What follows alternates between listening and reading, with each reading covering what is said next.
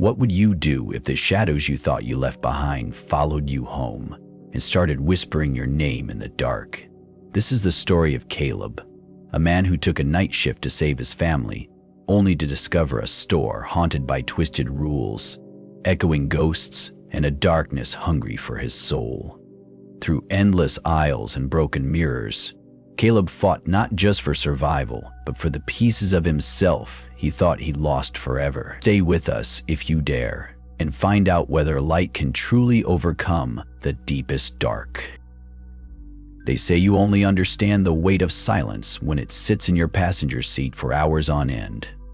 That's what I felt on that long, endless drive out of Santa Fe. The silence wasn't peaceful. It wasn't the kind you find in a quiet library or a late-night coffee shop. It was the heavy, suffocating kind. The kind that presses against your ribs and makes you question every decision you've made. My name's Caleb Ortega. I was 28 when I left home. Though some days, it felt like I was already decades older. I was driving my old beat-up Ford Ranger. She had more rust than paint by then, and everything I owned was crammed into the backseat. 2 duffel bags, a box of tools, my father's old denim jacket, and a shoebox of letters I hadn't had the guts to read in years. I didn't say goodbye properly. Not to Mom, not to Carmen, my sister. I just left. When you're broke, the world feels like it's always leaning forward, like it's about to push you off a ledge. Dad used to tell me, Caleb, the world doesn't owe you anything. You gotta grab it by the throat, or it'll swallow you whole. He said that between cigarettes and sips of warm beer, right before his construction company crumbled and he drank himself to the grave. I loved him. I hated him. Both truths can live in your chest, clawing at each other, and you just learn to live around the noise. I drove south along I-25, the New Mexico desert stretching out on both sides like an endless sea of bone-dry secrets. At sunrise, the sky was a molten mix of oranges and pinks, and the air smelled like dust and heat and promises you never meant to keep. Albuquerque was supposed to be my shot at starting over. New city, new job, new me. Or at least, that's what I kept whispering to the steering wheel. I'd found a job listing online the night before I left, a night stalker position at a place called Supermart 24/7. Flexible hours, immediate hire, cash bonuses for overtime. It sounded desperate, and I was desperate too, so it felt like a match made in some corner of hell. I rolled into town on an afternoon that felt like it had been going on for centuries. The sun hovered low, setting the streets on fire. The air conditioner in the truck had given up somewhere near truth or consequences, so I had the windows down. Hot wind roared through, whipping my hair, throwing grit into my eyes. Albuquerque smelled different than Santa Fe. Less sage, more asphalt and exhaust, with a weird undertone of old oil and hot metal. It smelled like a city trying to remember what it was before it sprawled into a desert it could never truly conquer. The Supermart stood on the edge of town, where the concrete ended and the desert began again. It looked like any other big box store, gray, boxy, lifeless, but the sign buzzed and flickered like it had seen too many sunrises. Supermart 24/7, always open, always here. I parked my truck in a sea of cracked asphalt, littered with a few lost shopping carts and plastic bags dancing in the dry wind. When I stepped out, my boots hit the ground with a finality that felt like a nail being driven into a coffin. I paused, leaning against the truck, and watched the store. It looked ordinary, but there was something about the way the shadows pooled around its edges that made my stomach twist. I pulled the last pack of cigarettes from the glove box. Dad's brand, Pall Mall Reds. I hadn't smoked in 2 years, but today felt like it deserved one. The first drag hit me like a punch to the lungs. I coughed, spat in the dirt, then laughed. Not because it was funny, but because it was better than crying. I thought of Mom back in Santa Fe, her eyes tired, her hands always busy folding the same laundry twice just to keep her mind occupied. I thought of Carmen, angry at me for leaving, for running again as she called it. Maybe she was right. I crushed the cigarette under my boot and looked back at the store. My future, my salvation, or my ruin. I grabbed my bag and slammed the truck door shut, the echo sharp in the empty lot. My fingers brushed against the old denim jacket I'd brought with me, the one Dad used to wear on job sites. It smelled like sweat, sawdust, and old beer. I hated that smell. I needed that smell. Inside, the air conditioning blasted against my sunburned skin, making me shiver instantly. The flickering fluorescent lights buzzed overhead, like a nest of electric hornets. A woman stood behind the customer service desk, her back turned. She was short, solidly built, hair pulled into a severe bun. Her uniform was spotless, but her posture sagged, like she'd been standing in that spot for decades. When she turned around, her eyes scanned me in a way that felt surgical. Her name tag read Rosa Garza, Night Operations Manager. "You, Caleb?" she asked, voice low and gravelly, like she'd been smoking longer than I'd been alive. "Yeah," I croaked. My voice sounded wrong in here, too small. She pointed to a plastic chair near the service counter. "Sit.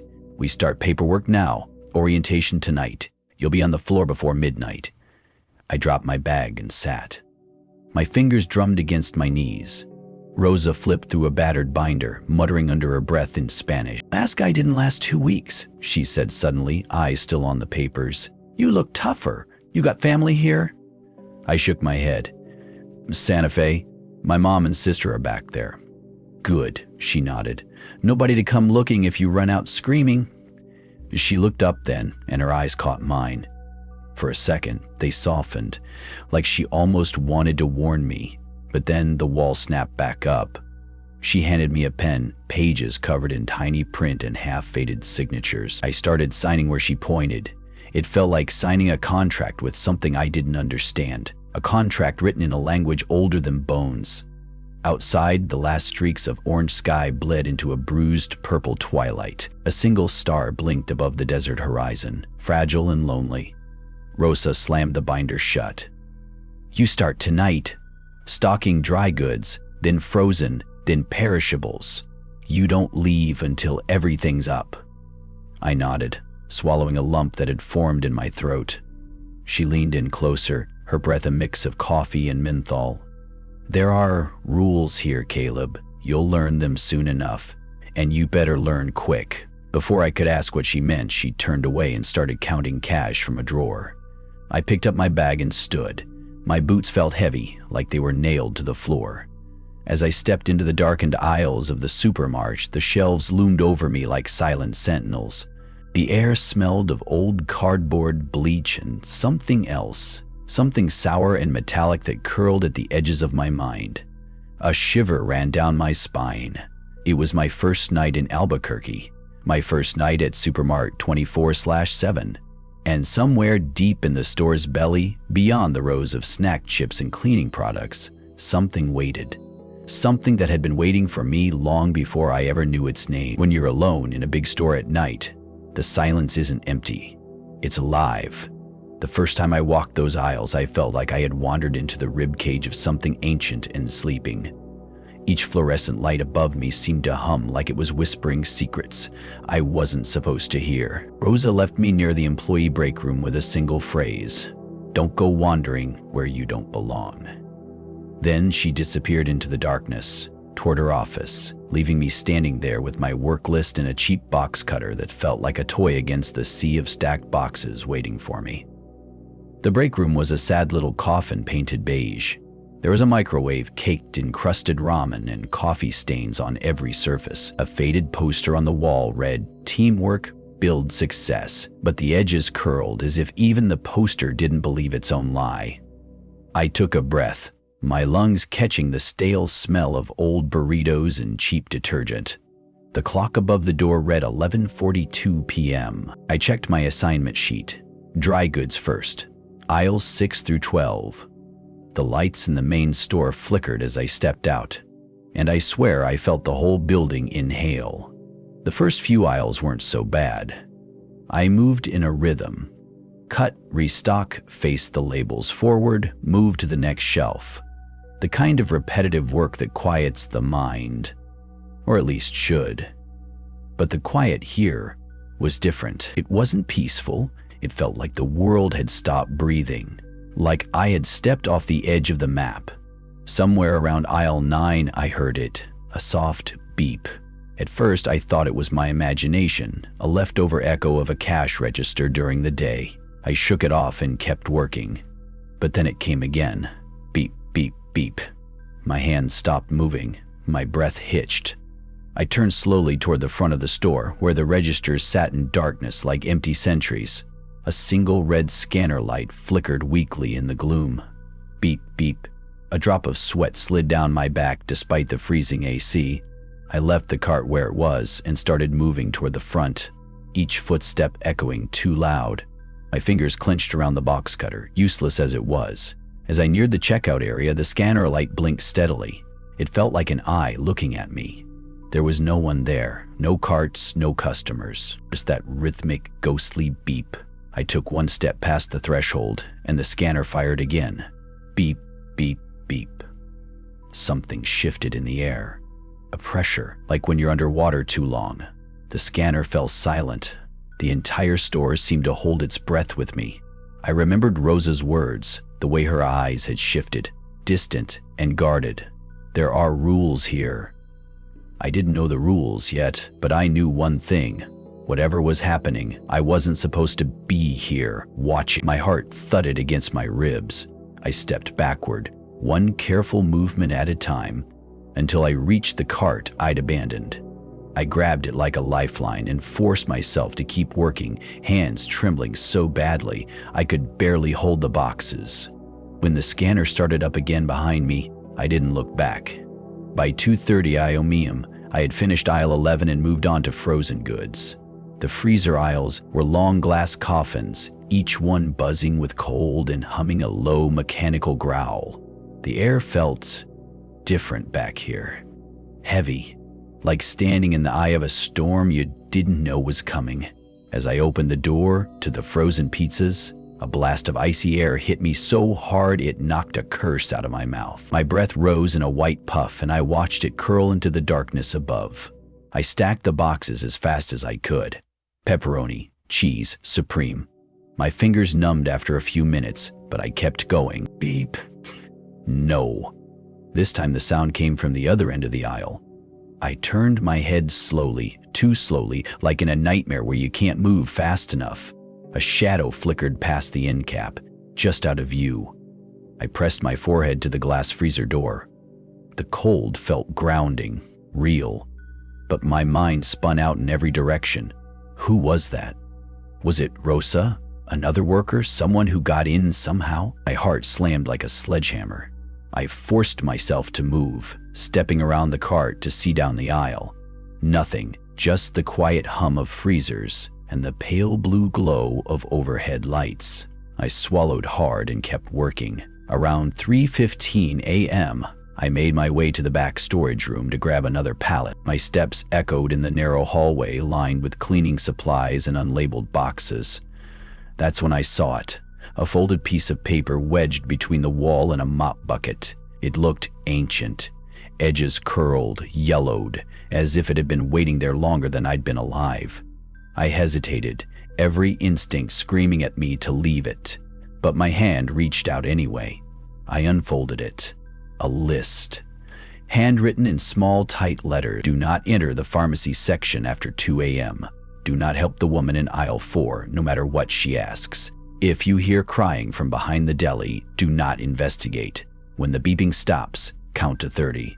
Then whistle, "Happy birthday," until it resumed. My stomach flipped. My vision tunneled. I dropped the paper and stumbled backward, knocking over the mop bucket. Dirty water splashed my boots, but I didn't feel it. These weren't just guidelines or store policies. These were survival instructions. I grabbed the paper again, shoving it into my pocket as if it might vanish if I let it go. Back in the main area, I spotted Rosa in the far corner, staring at a security monitor. Her posture was rigid, head tilted in a way that made her look almost broken. I wanted to run to her, to yell, to demand answers, but my voice caught in my throat. Something inside me knew that if I spoke, if I demanded explanations now, I might never leave this store again. I turned away, returning to my aisle, My mind screamed, my skin crawled, but I forced myself to keep working. The rest of the shift passed in a haze of mechanical motions and whispered prayers. By the time 6:45 a.m. rolled around, my body felt hollow, as though something had scraped me out from the inside. When I finally clocked out, the sunlight stabbed through the front windows, burning away the store's nightmarish glow. But as I stepped outside, I heard it one last time behind me. Beep. Just one soft, lonely beep. A farewell, or a warning. I didn't sleep that day. I tried, God knows I tried. I shut all the blinds in my cheap rented room, crawled under the scratchy thrift store blanket, and closed my eyes. But sleep never came. Instead, my brain replayed every beep, every shadow, every whisper of the freezer doors. I could still feel the icy breath of the store on my neck. Around noon, I gave up. I sat at the edge of the bed, elbows on my knees, head in my hands. My fingers smelled like cardboard and bleach. My shoulders ached like I'd been digging graves all night. I checked my phone. 3 missed calls from Mom. 1 text from Carmen. When are you coming home? Mama needs you. Stop running. I tossed the phone onto the floor. The screen cracked a little more, splintering like a spider web. Around 4 p.m., I stumbled into a diner on Central Avenue. The place was nearly empty except for an old man nursing a coffee and a young couple arguing in hushed tones. I ordered black coffee and eggs, even though I wasn't hungry. The waitress, a woman with deep lines etched around her mouth and eyes that had seen too many late shifts, placed the plate in front of me without a word. I stared at the yolk, trembling. It looked too bright, too alive against the dull white plate. I thought about the list in my pocket. Do not enter the pharmacy after 2 a.m. Do not help the woman in aisle 4. Whistle when the beeping stops. The words looped around my head like a curse. I took a sip of coffee. It burned my tongue, but at least it felt real. That's when I realized I didn't even know if I was supposed to go back tonight. I hadn't talked to Rosa since clocking out. There were no schedules on paper, no HR emails, just a whispered expectation that I'd show up, no matter how terrified I was. And I was terrified. The sun dipped below the horizon around 7:30 p.m. Albuquerque turned from harsh gold to bruised purple and finally to black, like a wound healing over too fast. I drove back to Supermark 24/7 on autopilot. My hands knew the wheel better than my mind knew my own thoughts. Every stoplight felt like a moment to turn around, but I never did. The parking lot was nearly empty, save for a few cars that looked as weary as I felt. I killed the engine and sat there, staring at the store's flickering sign. My breath fogged up the windshield, even though it wasn't cold outside. "Why are you doing this?" a small voice inside me asked. Because I had no choice. Because I needed the money. Because running was the only thing I'd ever really been good at. But this time, there was nowhere to run. I stepped out of the truck. The air smelled of asphalt and something sickly sweet, like old fruit left to rot in the sun. Rosa was waiting just inside the employee entrance. She looked the same as before, tired, folded in on herself, her hair pulled tight like she was trying to hold her skull together. "You came back," she said, not a question but a resignation. "I didn't know I had a choice," I answered. A twitch of a smile flickered across her face, gone as quickly as it came. "Follow me," she said. She led me through the dark break room to a tiny office I'd never seen before. The door was unmarked, the paint peeling in long, thin curls. Inside, it was even smaller than I imagined. A single metal desk sat beneath a buzzing fluorescent bulb. On top of the desk lay a stack of yellowed papers and a small, battered radio. She gestured for me to sit. I obeyed, heart thundering. Rosa slid the stack of papers toward me. "Read them," she said. I picked up the first sheet. It wasn't an employee manual.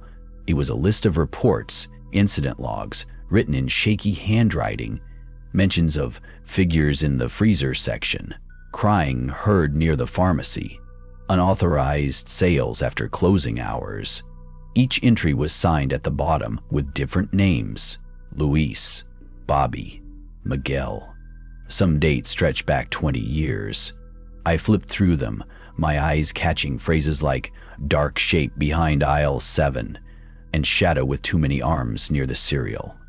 When I reached the last page, my hands were shaking so hard the paper crinkled. At the bottom, a final note. If you're reading this, it means you're in. You don't leave. Not really. You stay, or it follows you home. I dropped the papers, my vision blurred with tears or sweat or both. Rosa leaned forward. Her eyes looked like hollow wells. I didn't want this for you, she whispered, but once you see them, they see you too. A lump formed in my throat, too big to swallow. What are they? I asked, my voice cracking like old wood. She shook her head slowly. I don't know. Maybe echoes. Maybe something older than echoes. They feed on us, on our fear, on our routine. Rosa slid open the bottom drawer of her desk and pulled out a folded piece of paper, the same list I had found near the mop bucket. She placed it in front of me, tapping it once. These aren't just rules, she said. They're barriers, thin ones, but they hold them back most nights. Most, I repeated, my stomach twisting. She nodded. Some nights they're stronger. Some nights, nothing holds them back. I felt like I was falling, even though I sat perfectly still. My fingers dug into the edge of the chair until I thought they might snap. I wanted to run, to bolt out the door, jump in my truck and never look back, but something deep in my bones told me that wouldn't work. Once you're marked, there's no such thing as a way. Rosa stood abruptly. Your shift starts now, she said. Stock the dairy first tonight. You'll hear things. You'll see things. Remember the list. She opened the office door and paused in the doorway. And Caleb? I looked up, throat dry. Don't listen if they call your name. She vanished into the hall before I could respond. I stumbled back into the main store, the lights above flickering like a dying heartbeat. The rows of milk and yogurt stretched before me like a frozen ocean. The air was thick with the smell of sour cream and old ammonia. I gripped the list in my hand so tight my knuckles turned white. Somewhere deep in the store I heard the first beep of the night.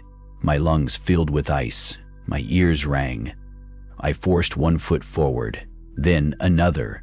My second night at Supermart 24/7 had begun.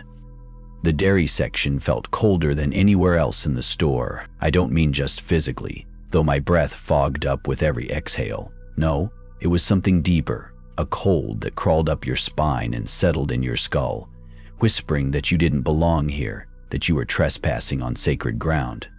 I pushed the restock cart forward. The wheels squeaked, echoing down the long refrigerated aisle, lined with milk gallons, yogurts, and cheese packs that stared at me with mute plastic smiles. I kept Rosa's list clutched in my pocket like a talisman.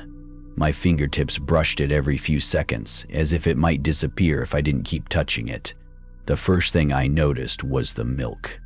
Some of the gallons looked normal, white, smooth, innocent, but there, on the top shelf, a few were different.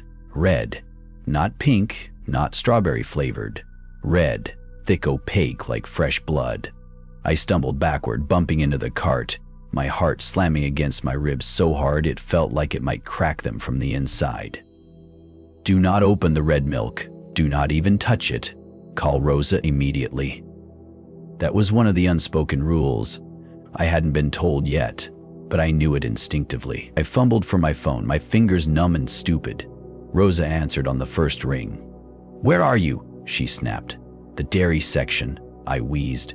The milk, it's red. It's leave, she ordered, her voice sharp as a knife. Go to aisle 7. Start stocking cereal. Do not touch the milk. Do not look at it again.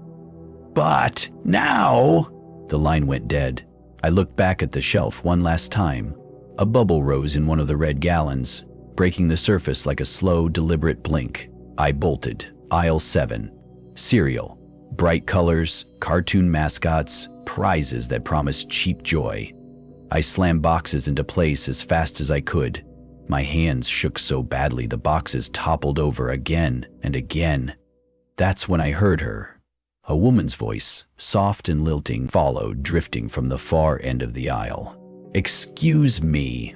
I turned my head. She stood halfway down the aisle, wearing a faded floral dress that looked like it belonged to another decade. Her gray hair was pulled back into a loose bun, her hands clutched around a small, battered handbag. Her eyes were searching, wet with a kind of desperate kindness. "Can you help me find the candles?" she asked, her voice trembling. "It's for my granddaughter's birthday. I can't find them anywhere." I froze. The list in my pocket burned like a brand against my thigh. "Do not help the woman in aisle 4, no matter what she asks." This wasn't aisle 4, but I knew it was her. My throat went dry. My tongue stuck to the roof of my mouth. "Please," she said again, taking a step closer. "She's turning 8 tomorrow. I promised her we'd make a cake together. I just need some candles." I looked at her eyes. There was something off about them, like they were made of glass. Too still, too round. I swallowed. I can't help you," I stammered, stepping backward. Her face crumpled. Her mouth trembled as if she were about to cry. "Please," she whispered, her voice dropping so low it felt like it sank into the tiles. "I just want to make her happy. Please, help me." She moved forward again. I almost reached out. Almost. Then I heard it. Beep! A sharp, lonely sound from the front of the store.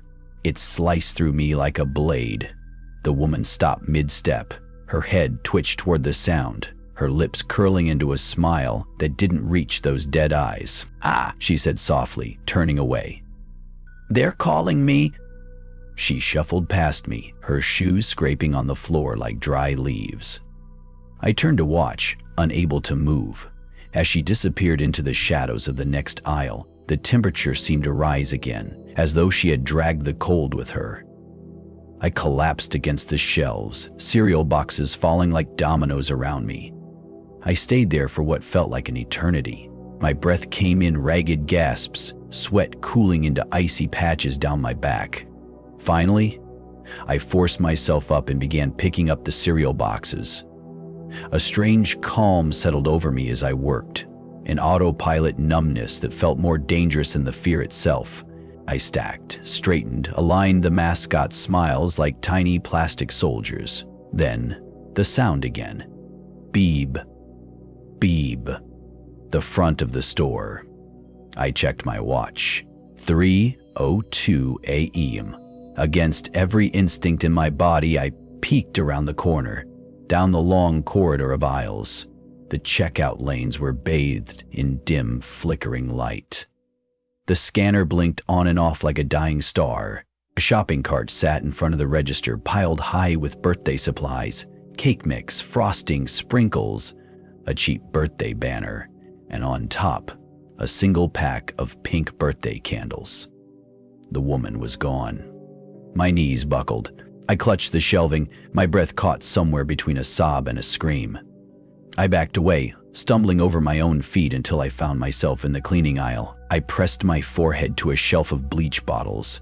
The chemical smell burned my nose, but I welcomed it. It was real, tangible. That's when I felt it, a presence behind me. I didn't turn right away. I didn't want to. I wanted to melt into the shelves, become another label, another barcode. Then a voice. Low, male, familiar. "Caleb?" I turned. My father stood there. At least, it looked like him. Same battered denim jacket.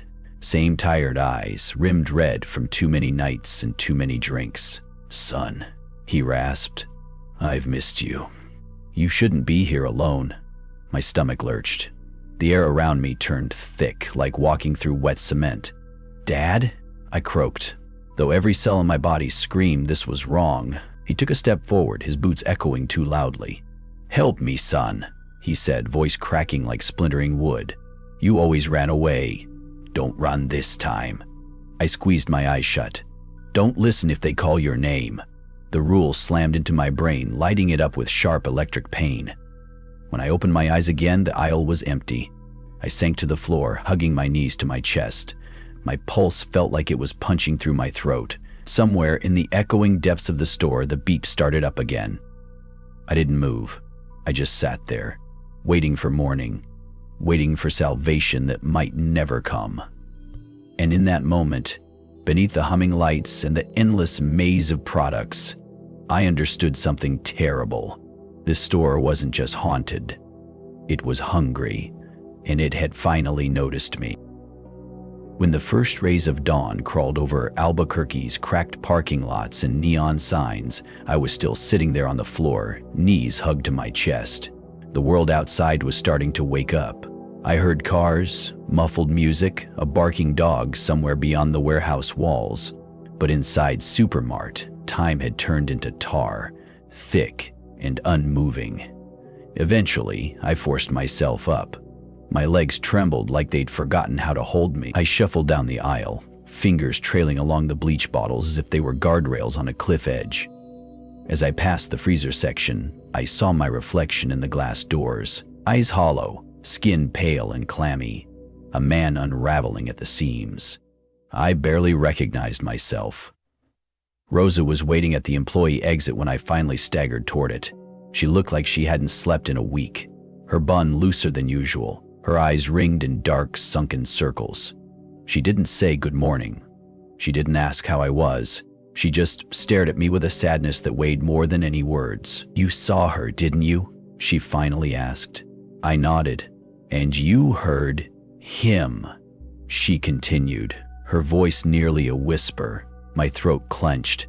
I could still feel my father's phantom voice echoing inside my head like an old song I couldn't forget. I tried not to answer, I said, my voice cracking. "I tried," Rosa sighed, her shoulders dropping. "That's all we can do," she said. "Try." She handed me something then, a folded piece of paper, thick and yellowed, creased so many times it looked like it might disintegrate. I took it with trembling hands. "The original list," she said, "the one I got from the worker before me, and he got it from the worker before him. It's older than any of us." I unfolded it slowly. The handwriting was jagged, frantic. "Rules for the night shift. Don't enter the pharmacy after 2 a.m. When the milk turns red, don't open the fridge. Leave immediately. If the woman asks for help, do not respond. Do not follow. If you hear crying behind the deli, ignore it. When the beeping stops, count to 30, then whistle happy birthday until it returns. Do not speak to voices that know your name. Never rearrange the stock after 3 a.m. If the scanner starts on its own, do not approach. If you see yourself, run. At 4:30 a.m., avoid all reflective surfaces." My eyes traced each rule as though they were ancient runes, each one more impossible than the last. I felt my heart pounding, blood roaring in my ears. Rosa watched me, her eyes wet. "Do you understand now?" she said. "Understand what?" I croaked. "That you're not just working here," she whispered. "You're part of it now. The store knows you. It remembers you." I wanted to scream and wanted to crumple the list and run until my lungs burned and my legs gave out, but I just stood there, frozen. She reached out, touched my cheek like a mother might.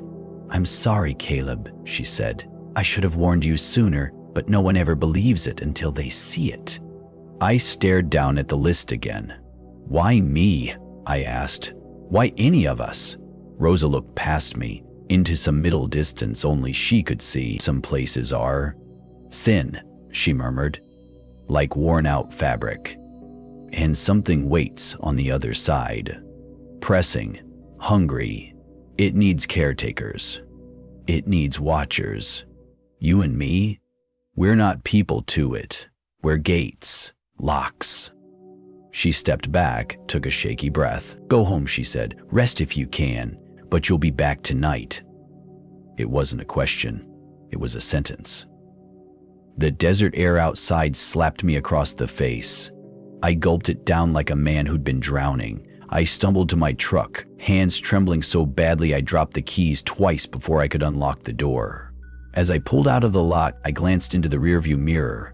For a split second, I saw movement in the back seat. A shape that looked just like me, leaning forward, lips pulled back in a grin that wasn't mine.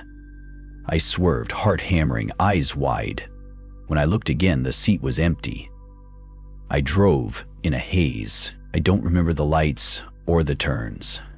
Back at my apartment, I collapsed onto the floor.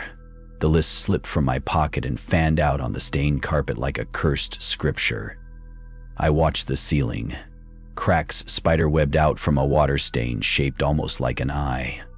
I couldn't move, couldn't sleep, couldn't think straight. My phone buzzed next to me. A text from Carmen. "Mom wants to know if you're coming home for her birthday next week. Please answer." I stared at it for a long time, my thumbs hovering over the screen. How could I tell her that I wasn't the same brother she knew anymore, that I was now something else, a watcher, a living ward against the darkness, that I couldn't come home because home wasn't safe from what I'd let see me? I dropped the phone. Around noon, I finally crawled into bed. I pressed the list against my chest as if it might keep the voices out of my dreams. But sleep didn't come easy. When it did, it came in jagged flashes. The woman in the floral dress stood at the foot of my bed, her glassy eyes fixed on me, mouth opening and closing like a dying fish. My father's voice echoed from the closet, calling my name over and over, each repetition more broken and distorted. Somewhere in the darkness, I heard the beep, louder, closer. I jerked awake just before sunset, soaked in sweat, my pulse thrumming like a trapped animal. The list was still crumpled in my hand. Outside, the sky bled into that deep indigo twilight that promised only bad things. My shift was waiting, my sentence. I stood up on shaking legs, looked into the mirror. My reflection stared back, but the eyes looked different, hollow, watchful. I didn't know it yet, but that night would be the first real test. The first night I would understand what it meant to hold the line between the world we know and the one clawing at its edge. And as I stepped out of my apartment, the list tucked against my heart, a single thought drummed in my skull, louder than my own heartbeat. They know me now. The sun was gone by the time I pulled into the supermart lot. The last sliver of orange had bled away beyond the mountains, leaving only the hum of sodium streetlights and the vast black sky pressing down on the asphalt like a giant hand. I sat in my truck for a long while, hands clenched so tight around the steering wheel that my knuckles turned bone white. My breath fogged up the glass, even though the desert night was still warm. I thought about driving away, just gunning it down the freeway, leaving this cursed place behind. But then I remembered the list. Rosa's words. You don't leave. Not really. You stay, or it follows you home.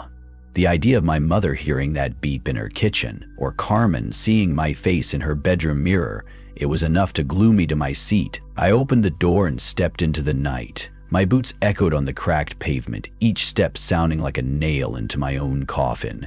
Inside, the lights flickered overhead like a dying pulse. The store smelled stronger tonight. Ammonia, stale chips, rotting fruit somewhere unseen. Rosa wasn't at the counter. There was no sign of her anywhere. I called her name, once, twice. Silence. Then, from somewhere deep in the aisles, I heard it, a low, melodic humming. I followed the sound, past the cereal, past the freezers. The melody grew louder, twisting into something sharp, almost metallic. Finally, I saw her. Rosa stood near the pharmacy door, her back to me. She was swaying slightly, her head tilting side to side like she was dancing to music only she could hear. I stepped closer. "Rosa," I croaked. She didn't turn. Her shoulders shuddered once, twice, and then she started whispering. I strained to hear, inching forward, red. "Not yet. He's here. He's here." Her voice rose into a high, strained wail, and she spun around so fast I nearly fell backward. Her eyes, they were all white, no iris, no pupil, just milky, vacant pools. She lunged at me, hands outstretched, fingernails clawing the air. I stumbled away, tripping over a fallen display of dog food. My head slammed against the linoleum, stars exploding behind my eyes. When I blinked back into focus, Rosa was gone. Only the humming remained, fading into the far reaches of the store. I crawled to my feet, my body trembling. Somewhere to my left, I heard the familiar beep. It was softer tonight, hesitant. I turned my head toward the pharmacy door. It stood slightly ajar, a thin line of darkness spilling into the aisle. The list screamed inside my pocket.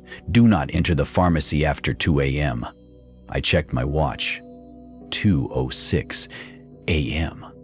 My heartbeat crashed against my ribs. My brain howled at me to run, to hide, to do anything but move toward that door. But something else, some deeper, darker curiosity dragged me forward. The air around the pharmacy was ice cold, turning each breath into a painful knife. My fingers numbed instantly as I reached for the door handle. A whisper curled around my ear. "Caleb." My father's voice again, soft and trembling, echoing from somewhere behind the door. "Do not listen if they call your name." I squeezed my eyes shut, forced my hand off the handle, but the door creaked open on its own, inch by inch, revealing a pitch-black corridor behind it. The pharmacy wasn't supposed to have a corridor. It was just a small section with locked medicine cabinets and shelves. But this was wrong. The darkness seemed to breathe, pushing out a sour, meaty stench that made me gag. Then, from the depths, something began to shuffle. Slow, deliberate. I backed up, almost tripping over my own feet. A shape emerged. At first, it looked like a man, tall, broad shoulders. But as it stepped closer, the wrongness of it unfolded. Its arms were too long, nearly dragging against the ground. Its head tilted in unnatural angles, as if its neck were made of loose wire. And its face? God, its face was a shifting mass of features. My father's eyes, Rosa's twisted grin, my own mouth pulled into a silent scream. I clutched the list, pressing it so hard into my palm that the paper tore and my skin split. The creature raised one arm and pointed directly at me. The store fell silent. Even the beat cut off abruptly, leaving only the sound of my ragged breathing. Then it spoke. "You don't belong here." Its voice was a collection of mismatched echoes, layered like a choir of nightmares. "You broke the rules." I shook my head violently, stumbling backward. "No, I didn't." I tried. It tilted its head again, eyes flickering with my father's sadness, Rose's resignation, my own fear. "Once you see, you can't unsee," it hissed. "Once you hear, you can't unhear." I felt my knees give out. I collapsed, the list fluttering to the ground beside me. The creature took another step forward. I could smell its breath now, metallic, like old coins in rust.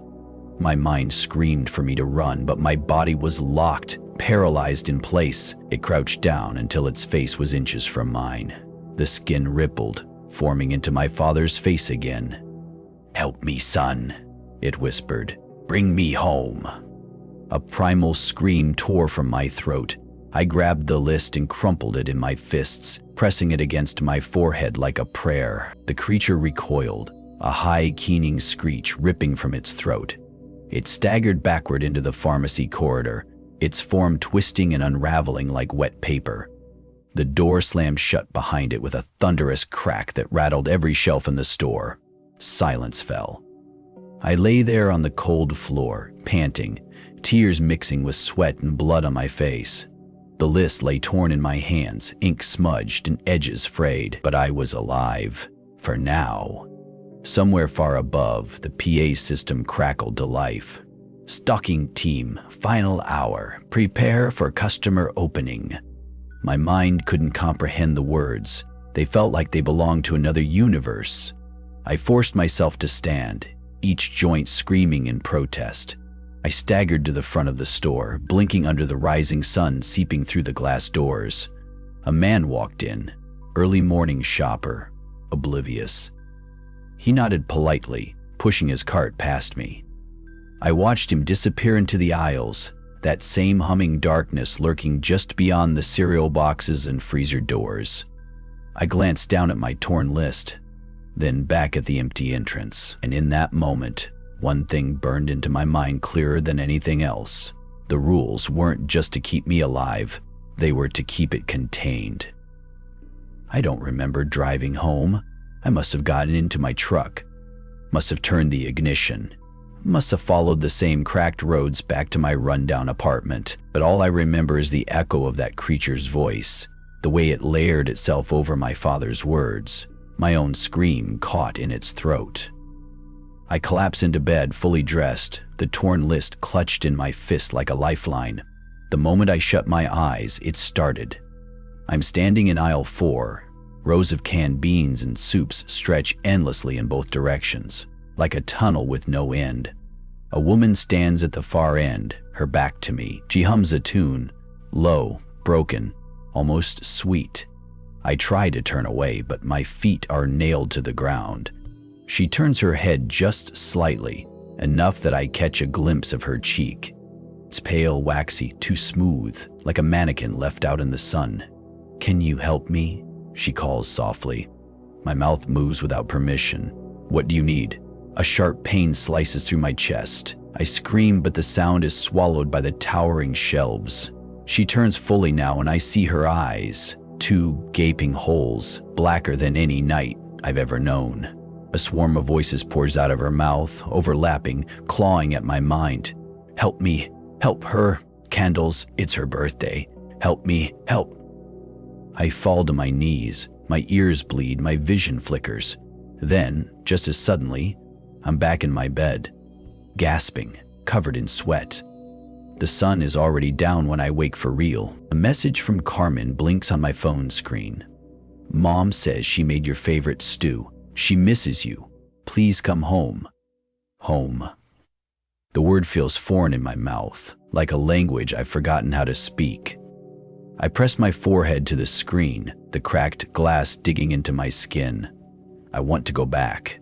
I want to hug my mother, apologize to my sister. I want to be Caleb again, not this husk, not this thing marked by shadows and broken rules. But I can't, because they'll follow. And once they follow, they don't stop. By 10:00 p.m., I'm pulling into Supermart again. The parking lot looks emptier than usual, like even the stray dogs and night drifters know to stay away tonight. I step out of my truck, my boots feeling heavier than cinder blocks. When I push through the sliding doors, the store greets me with a deep, unnatural hush. No flickering lights tonight, just one long, suffocating darkness, punctuated by the humming of freezers and the low groan of settling shelves. A cart sits abandoned near the entrance. The front wheels are twisted, stuck in some invisible rut. A single birthday balloon dangles from the handle, bobbing lazily. It reads, "Happy birthday, Maria." My gut turns to ice. I stumble forward, drawn as if by a hook in my chest. Aisle 4 gapes wide before me. She's there, the woman in the floral dress, closer than ever. She stands just a few feet away now, her hands wringing a tattered purse, her lips trembling. "Please," she whispers, "I can't find the candles. She'll be so sad without them. She'll think I don't love her." Tears streak down her cheeks, but they're thick, black like oil. Every nerve in my body fires off in panic. I hear Rosa's voice screaming inside me. "Do not help her. Do not answer." But she reaches out. Her fingers graze my arm, and a jolt runs up my spine like an electric shock. I see flashes, a young girl, dark curls bouncing as she runs down these aisles, a cake, 8 candles, a sudden scream. Blood pooling beneath aisle 4. The woman's wail shakes the cans off the shelves around us, her grief splintering the world into shards. "She was just a little girl," she screams. "I promised her a cake, I promised." I stagger back. My head collides with a metal rack. Stars burst behind my eyes. She lunges again. Her face stretches unnaturally, her jaw unhinging wide enough to swallow me whole. From that cavernous maw, I hear Maria's voice, high, sweet, echoing, "Caleb, help me blow out the candles." My hands fly to my ears, but the voices crawl in anyway, sliding between my fingers, dripping into my mind like poison. I drop to the floor, convulsing. Suddenly, a sharp whistle cuts through the air. I force my eyes open. Rosa stands at the end of the aisle, clutching a battered old radio to her chest. She's whistling "Happy Birthday." Off key, desperate, but loud enough to shatter the woman's focus. The woman freezes mid-lunge, her head snapping toward Rosa. Rosa shouts, her voice hoarse. "Get up! Move!" I scramble to my feet, legs wobbling like wet noodles. Rosa grabs my arm, dragging me backward down the aisle. The woman in the dress lets out a screech that makes the entire building tremble. Products tumble to the floor. The balloon pops with a sharp bang. Rosa doesn't stop whistling. She pulls me past the pharmacy, past the meat section, all the way to the break room. She slams the door shut behind us, her back pressed against it. We stand there, panting. The humming outside slowly dies, replaced by a chorus of shuffling, whispering, crying. Rosa slides down to the floor, burying her face in her hands. I fall beside her, my own body trembling so badly I can't even unclench my fists. She looks at me, her eyes bloodshot and wide. "She almost had you," she gasps. She's been waiting for someone to break, someone to follow her into the dark. I try to speak, but my throat is raw, every word catching like barbed wire. "Why, Maria?" I finally croak. Her?" Rosa closes her eyes. "She died in this store, years ago," she whispers. "An accident, or maybe something worse. Her grandmother still looks for her, every night. But that thing in the dress? It isn't her grandmother anymore. It's something else now, something that wants to pull you into her grief, trap you there forever." My vision blurs with tears. A soft beep echoes from the PA system. Rosa grips my arm so tight her nails dig into my skin. "We're running out of time," she hisses. "We have to finish this, or we won't make it to sunrise." The silence in the break room felt heavier than lead. Rosa's fingers still dug into my arm, her nails leaving crescent-shaped cuts in my skin. We sat on the cold linoleum floor, our backs pressed against the metal lockers, listening to the chorus of whispers and shuffling just beyond the door. She let out a shaky breath, finally loosening her grip. "You saw her," she said, voice hoarse. "You heard Maria." I nodded, my throat too tight to speak. She wiped her face with trembling hands. "She almost had you. Once you answer her, there's no coming back. You'd be wandering these aisles forever, part of her loop." My stomach turned. My head throbbed with the echo of Maria's tiny voice. "Help me blow out the candles, Caleb." Rosa leaned forward, her eyes burning with a desperate, raw intensity. "We can't keep running. We have to do something tonight, or she'll keep getting stronger, and eventually she'll get out." I swallowed hard, my lips cracked and dry. "What do we do?" She took a long, shaky breath. "We end the loop. We help Maria blow out the candles, really blow them out." That's what she's always asking for. "But she's gone," I whispered. "She's dead?" Rosa shook her head violently. "Her soul is trapped here, replaying her last birthday over and over. The creature uses her pain to lure us in if we finish her birthday. If we let her blow out the candles, she might finally move on." A shiver crawled up my spine. The thought of facing that thing again, the woman in the dress, the twisted amalgamation of grief and hunger, made my bones ache with dread. "But we don't have a cake," I said weakly. Rosa stood, her legs wobbling beneath her. She opened one of the lockers and pulled out a small, beat-up birthday cake box. Pink frosting smeared across the plastic window. "I've been saving it," she said, waiting for the right moment, the right person. My heart stuttered. "You knew this would happen?" "I've been trying to fix this for years," Rosa said, her voice cracking. "But I'm too old. She doesn't want me. She wants someone new, someone pure enough to hear Maria's real voice." She shoved the cake into my hands, her eyes blazing. "That's you, Caleb." I stared at the box. The frosting inside looked like a cheap supermarket joke, bright, garish, almost mocking, but in that moment it might as well have been a sacred relic. Rosa grabbed my shoulders. "Listen to me. Once you set this cake down, she'll come. She'll try to twist it, make you see things, make you hear your father. You can't listen. You focus on Maria. Only Maria. You understand?" I nodded, though my entire body was trembling so badly it felt like my bones might shatter.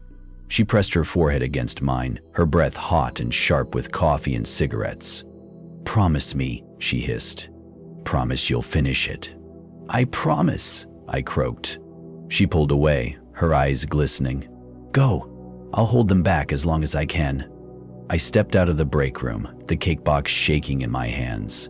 The store felt different tonight, like a living, breathing thing. The aisles shifted subtly as I walked, shelves bending and twisting as if they were alive. Every fluorescent bulb buzzed at a different pitch, creating a sick symphony that drilled into my skull. I forced my legs forward. One step, another. Aisle 4 loomed ahead, wider than I remembered, its ceiling stretching up into a darkness that felt endless. The woman in the dress stood at the far end, her back turned, humming that broken birthday tune. My father stood next to her now, his hands on her shoulders, his face twisted into something between a sob and a grin. "Son, help us." I pressed forward, ignoring him. My father's voice stabbed into my spine like cold knives, but I kept moving. When I reached the end of the aisle, I set the cake down on an abandoned end cap. The woman turned, her face melting and reshaping in jerky, nightmarish movements. Her eyes flickered between hollow sockets and those empty black pools I'd seen in my dreams. Behind her, Maria stepped forward.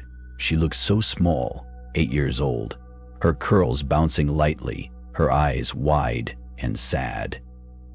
"Caleb," she said, her voice barely a whisper. I fell to my knees, choking on my own breath. "I'm here," I croaked. Her eyes brightened for just a moment. "My candles." I ripped open the box, pulling out the cheap pink candles and jamming them into the frosting with shaking hands. The woman shrieked behind Maria, her jaw opening wider than humanly possible, her fingers stretching into long, bone-white claws. She lunged. But Rosa appeared then, her arms spread wide, her mouth open in a ragged whistle. The creature froze midair, its body convulsing as the whistle cut through the air like a blade. I fumbled with my lighter, sparks flying, my fingers slippery with sweat and blood. Finally, the flame caught. I lit each candle one by one as Maria watched with wide, shining eyes. When the last candle flickered to life, she stepped forward. I looked up at her, my chest heaving. "Blow them out, Maria," I begged. "Please." She smiled, a small, fragile thing that cracked my heart wide open. She took a deep breath and blew. The flames went out. The creature behind her screamed, its form unraveling, pieces of its face and limbs flaking away like ash. The lights overhead exploded, showering sparks across the aisle. The ground buckled and heaved beneath me. Maria turned to me one last time. "Thank you," she whispered, her voice echoing from somewhere deep in my soul. Then she faded, her body dissolving into soft, glowing particles that drifted upward into the darkness above. The creature let out one final, shrill wail before collapsing in on itself, leaving nothing but a black smear on the linoleum floor. Silence. Real, honest silence. I collapsed next to the cake, my entire body convulsing with sobs. Rosa stumbled forward, her face pale, her clothes torn. She fell to her knees beside me and pulled me into her arms. "It's over," she gasped, her voice shaking. "You did it." We sat there, holding each other in the ruined aisle, surrounded by sparks and falling dust, our breaths slowly sinking. The store finally quiet. But in the deepest part of my mind, one thought flickered, uninvited and cold. What happens when the next birthday comes? I don't know how long we sat there. The lights overhead kept buzzing, flickering like dying fireflies. The air was thick with the acrid scent of burnt plastic and old blood. Every breath felt like inhaling broken glass. Rosa held me like a mother clutching her child after a tornado. Her heartbeat pounded against my ear, fast and uneven, echoing the panic still clawing at my insides. Finally, she pulled back, her face streaked with ash and tears. "You did it," she whispered again, as if saying it out loud might make it more real. I looked past her, at the smear on the floor where the creature had vanished, at the empty spot where Maria had stood, at the cake, now nothing but a collapsed mess of melted frosting and broken candles. "It's really over?" I croaked, though even as I said it, I knew it wasn't a question. Rosa shook her head slowly, her eyes far away, haunted. "She's free," she said. Maria is finally free. But the store... Her voice trailed off into a raw, empty sound. I forced myself to stand. My legs felt like they were filled with sand and splinters. I swayed, grabbing the broken shelf for balance. Around us, the store seemed to sigh, a long, low groan that rattled the ceiling tiles and made my teeth ache. I glanced at Rosa. "What was that?" I asked, my voice barely above a whisper. She stared into the shadows at the end of the aisle, her face ashen. "The store," she said. "It's waking up." We limped toward the break room, supporting each other like wounded soldiers stumbling off a battlefield. Every aisle we passed felt wrong, warped, elongated, the shelves bending subtly as if leaning in to listen. Products slid off hooks without anyone touching them. A cereal box tumbled to the floor and burst open, spilling colorful loops that rolled away like tiny, fleeing eyes. Rosa shoved open the break room door and practically shoved me inside. She slammed it shut behind us and locked it. She collapsed into the old metal chair, her hands trembling as she fumbled for a cigarette. I sank onto the floor, my back against the grimy fridge. My entire body felt hollow, echoing with the ghosts of every scream I'd swallowed that night. Rosa finally managed to light the cigarette, the tip flaring like a tiny, desperate lighthouse. She took a long drag, her chest rattling. "Years ago," she began, her voice shaky, "I thought if we kept the rules, if we obeyed, maybe it would stay quiet. Maybe it wouldn't need more." She wiped at her eyes with the back of her hand. "But the rules weren't to protect us. They were to protect it, to keep it fed, contained." I pressed my palms into my eyes, as if I could rub away everything I'd seen, everything I'd become. "Why me?" I rasped. "Why did it want me?" She looked at me, her gaze heavy with an exhaustion that felt centuries old. "Because you're new," she said. "New blood, new fear. You still believe in saving people, in running toward the fire instead of away from it. You're pure enough to feed it more than any of us old ghosts could." I shivered, my nails digging into my scalp. "And now?" I asked, my voice cracking. "Now that Maria's gone, what does it want?" Rosa crushed the cigarette into a warped ashtray, her hand trembling so badly she nearly missed. "It wants more," she said flatly. "It always wants more." We sat there in silence. Somewhere beyond the door, something heavy scraped along the tiles, a dragging sound, slow and rhythmic, like something searching. Rosa stood, pulling a battered old key ring from her pocket. She handed me a single tarnished key. "This opens the electrical panel in the back," she said. "If we kill the power, maybe, just maybe, it'll break the loop long enough for us to get out." I stared at the key in my palm, its weight somehow heavier than any gun I'd ever... "Why me?" I whispered again. She gave me a sad, crooked smile. "Because I'm too far gone," she said. "I've been here too long. It knows me too well. But you still have a chance to get out." A sudden loud crack rang out in the hall, followed by a chorus of whispers so close it felt like they were crawling along the edges of the door. Rosa shoved me toward the exit. "Go!" she shouted. "I'll distract it. No!" I grabbed her wrist, my nails digging into her thin skin. "I'm not leaving you." She shook her head fiercely, her eyes filling with tears. "Go, damn it! You promised me you'd finish it." The door exploded inward then, splintering into a rain of jagged pieces. A shape filled the doorway, tall, shifting, a living darkness that seemed to leak from the walls themselves. Faces writhed inside it. My father, Maria's grandmother, Rosa herself, all whispering, all screaming. Rosa pushed me away, stepping forward.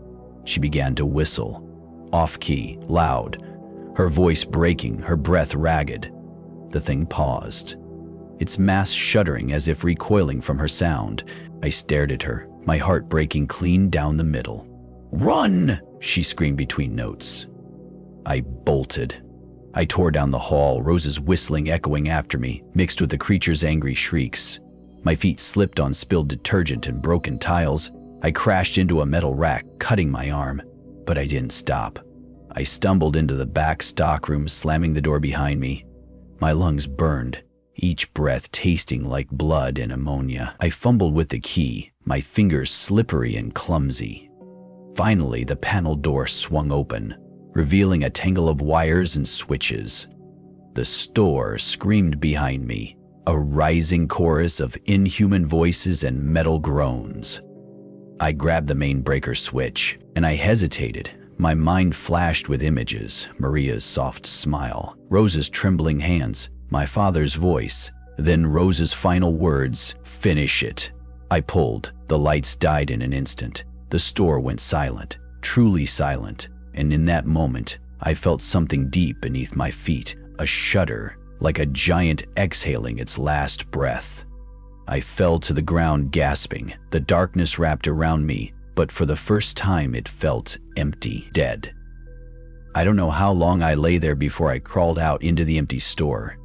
The aisles were quiet now, the shadows still. Rosa was gone. Nothing remained of the creature except a single blackened streak across the floor. I stood alone in the hollow belly of Supermart 24/7, my heart echoing in the void, and for the first time since I arrived, I realized what true silence felt like. I don't know how long I stood there. Time felt like it had been scooped out of the world, leaving me floating in a frozen, airless void. My eyes darted from aisle to aisle, waiting for a shape to move, a whisper to cut the air, a shadow to peel itself off the walls and crawl toward me. But nothing came. For the first time since I'd stepped into this hell, there was only stillness. I staggered forward, each step echoing like a gunshot in an empty church. The once endless aisles were silent now, littered with toppled cereal boxes and shattered jars of pickles, their brine soaking into the floor like blood. I passed the bakery section. The smell of old, stale bread hung heavy, as if the ghosts of forgotten birthdays and midnight cravings clung to the racks. Near the freezers, I saw a single pink balloon twisted around a cart handle. It bobbed weakly, deflated. The happy birthday lettering smudged and torn. I reached out, my fingers brushing against its rubbery skin. It popped under my touch, the sound so sharp I flinched backward and almost fell. The store felt like a tomb, a shrine to grief, loneliness, and broken promises. I kept moving, my boots slipping in spilled milk and shattered glass, my breath clouding in front of me even though the freezers had lost power. I felt like I was walking through the inside of a giant dead animal. Every corner felt like a rib, every shelf like a spine. Eventually I reached the front. The automatic doors were still, frozen in place. No flicker of welcome, no mechanical chime. I pushed against them, but they didn't budge. I pounded harder, my fists echoing in the cavernous silence. For a horrible second I thought I was trapped, doomed to wander these aisles forever. A new ghost for some future worker to fear. Then, with a slow, reluctant groan, the doors slid open. The cold dawn air slapped me in the face, sharp and clean, smelling of dust and weak sunlight. I stumbled outside, my knees buckling on the cracked concrete. I turned and looked back. The Supermart 24/7 loomed behind me, its sign dark, its windows black like blind eyes. It looked like an empty shell now, as harmless as an abandoned gas station on the edge of the desert. But I knew better. I crawled to my truck, pulling myself up the door like a drowning man clawing at a life raft. My reflection in the window stopped me cold. My eyes looked hollow, deeper than they should be. Like something had been scooped out of me in the night. My skin was pale, bruised, smudged with ash and dried blood. I looked like a man who had died a dozen times but hadn't figured out how to stay down. I opened the door and collapsed inside. My phone lay on the passenger seat. It was dead. Or maybe it just didn't want to work anymore, in solidarity with the store's final blackout. I didn't know where else to go, so I just drove, past shuttered storefronts and cracked sidewalks, past an old mural of a smiling sun now faded and peeling, past stray dogs fighting over a trash bag. The city looked different, or maybe I did. Somewhere near the outskirts of town, I found a gas station. It flickered under the rising sun, the neon open sign buzzing like a dying insect. I stumbled inside, ignoring the stares from the tired cashier and the lone trucker sipping cheap coffee. I went straight to the bathroom and locked the door behind me. The mirror above the sink was cracked. I leaned in, my breath fogging the surface. For a terrifying moment, I expected to see her face, the woman in the dress. Ria's wide eyes, my father's twisted grin, but it was just me. Broken. Alive. I turned on the faucet and splashed cold water on my face. It stung against the cuts, but I welcomed the pain. It reminded me I was still here, still human. I slumped to the floor, back against the grimy wall. I thought about Rosa, her final whistle echoing in the aisles, her hand pushing me forward when every part of me wanted to collapse. She was gone, but she had kept her promise, and so had I. I don't know how long I sat there, listening to the distant rumble of trucks and the faint hiss of a soda machine. Eventually, I stood. I looked in the mirror one last time, took a deep breath, and stepped back into the early morning light. Outside, I bought a burner phone from the small rack near the register. I punched in Carmen's number with trembling fingers. It rang once, twice. She picked up. "Hello?" Her voice cracked, hesitant. I opened my mouth, but no words came out at first. Finally, I managed to whisper, "I'm coming home." A pause, a sharp intake of breath on the other end. "Caleb, are you okay? Where have you?" "I'll explain," I interrupted. I need to see you. I need to see Mom." She started crying. "We've been so worried. Please just come back. Please." I nodded, even though she couldn't see me. "I'm on my way," I said, my voice a fragile thread.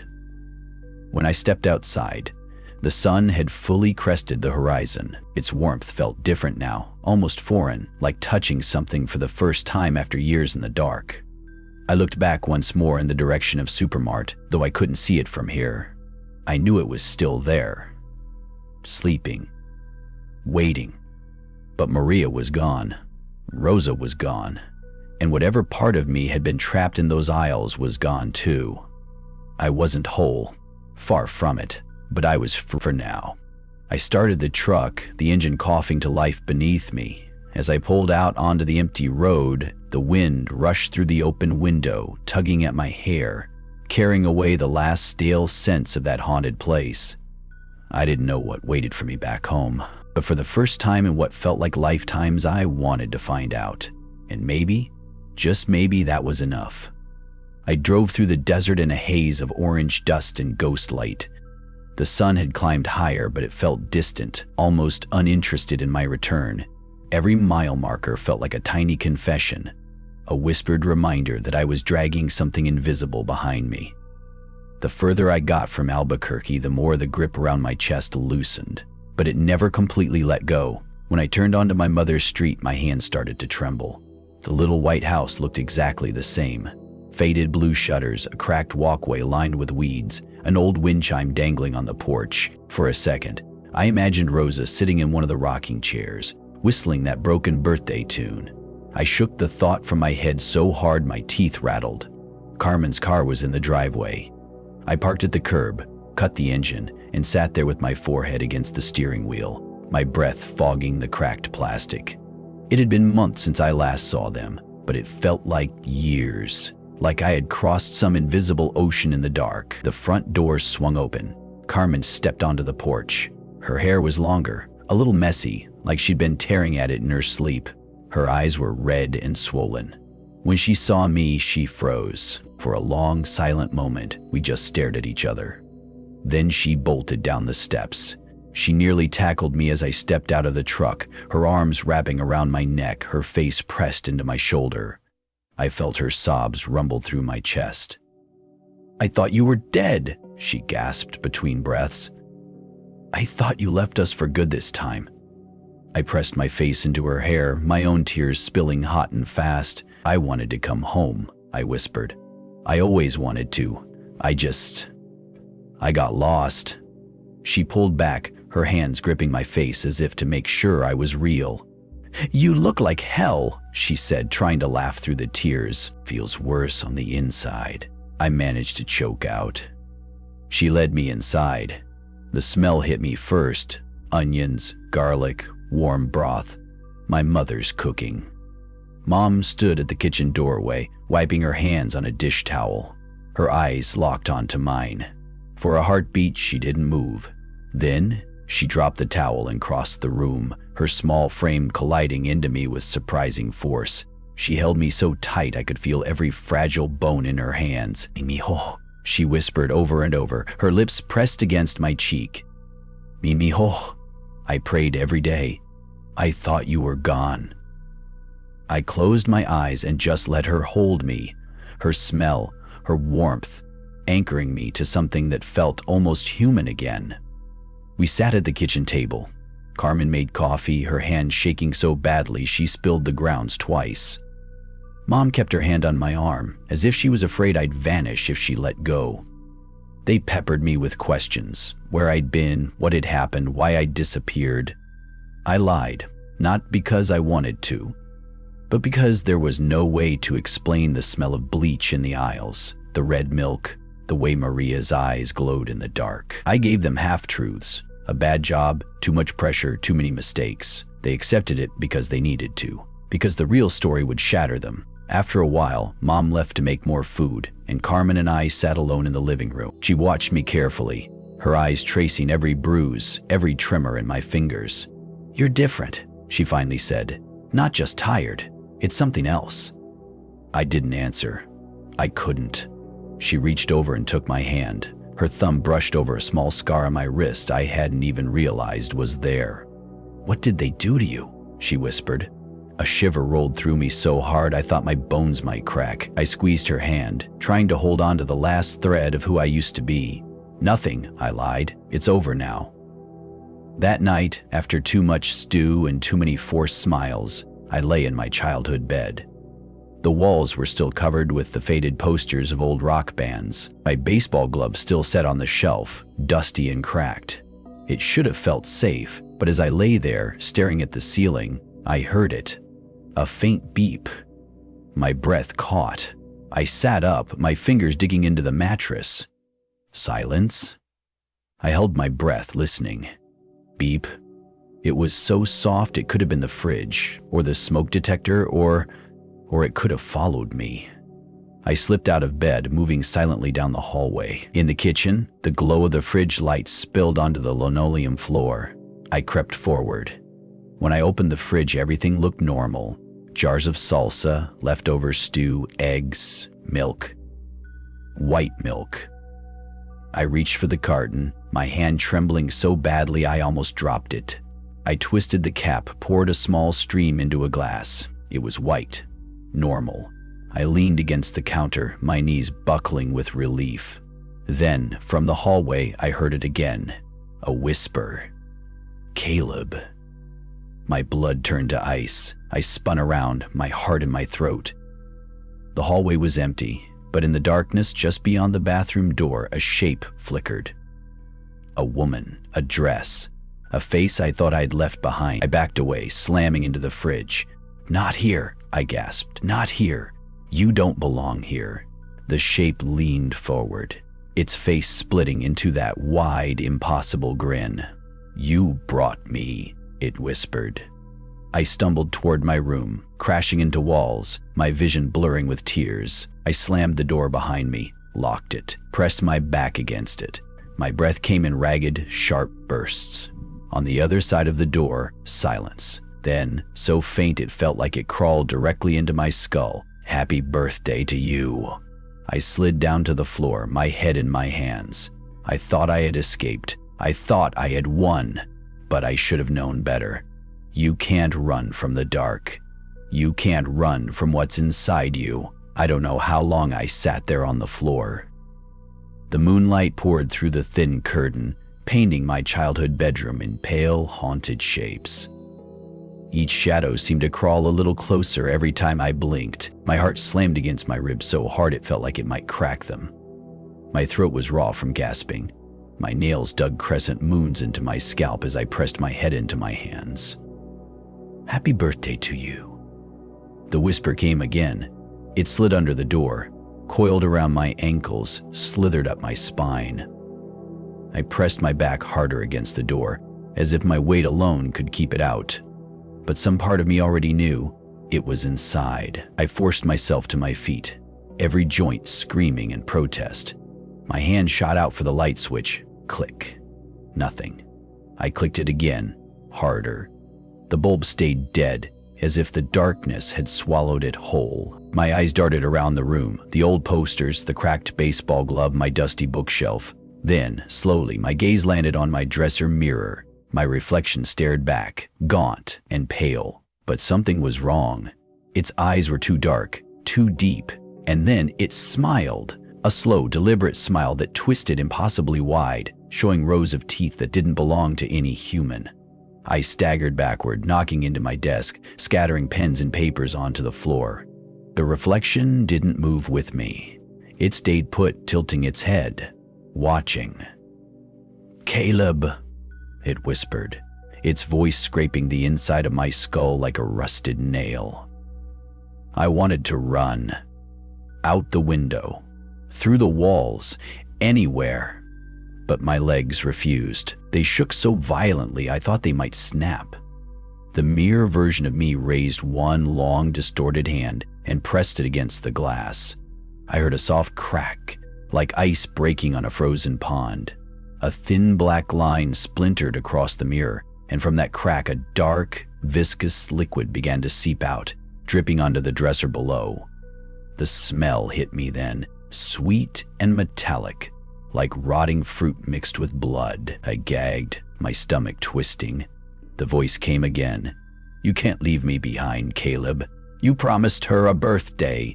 You promised to help blow out the candles." I shook my head so hard my vision blurred. "No," I rasped, my voice barely recognizable. "I finished it. I let her go." The reflection leaned closer, its grin splitting impossibly wide. "You finished her, but you forgot about me." The darkness in the mirror rippled and surged forward, pressing against the glass like a fist trying to break through. A low guttural growl rumbled from deep inside it, vibrating the entire room. I bolted toward the door, fumbling with the lock, my fingers slipping and shaking. Behind me, the mirror cracked again, a deafening snap that shot through my spine like lightning. Finally, the lock gave.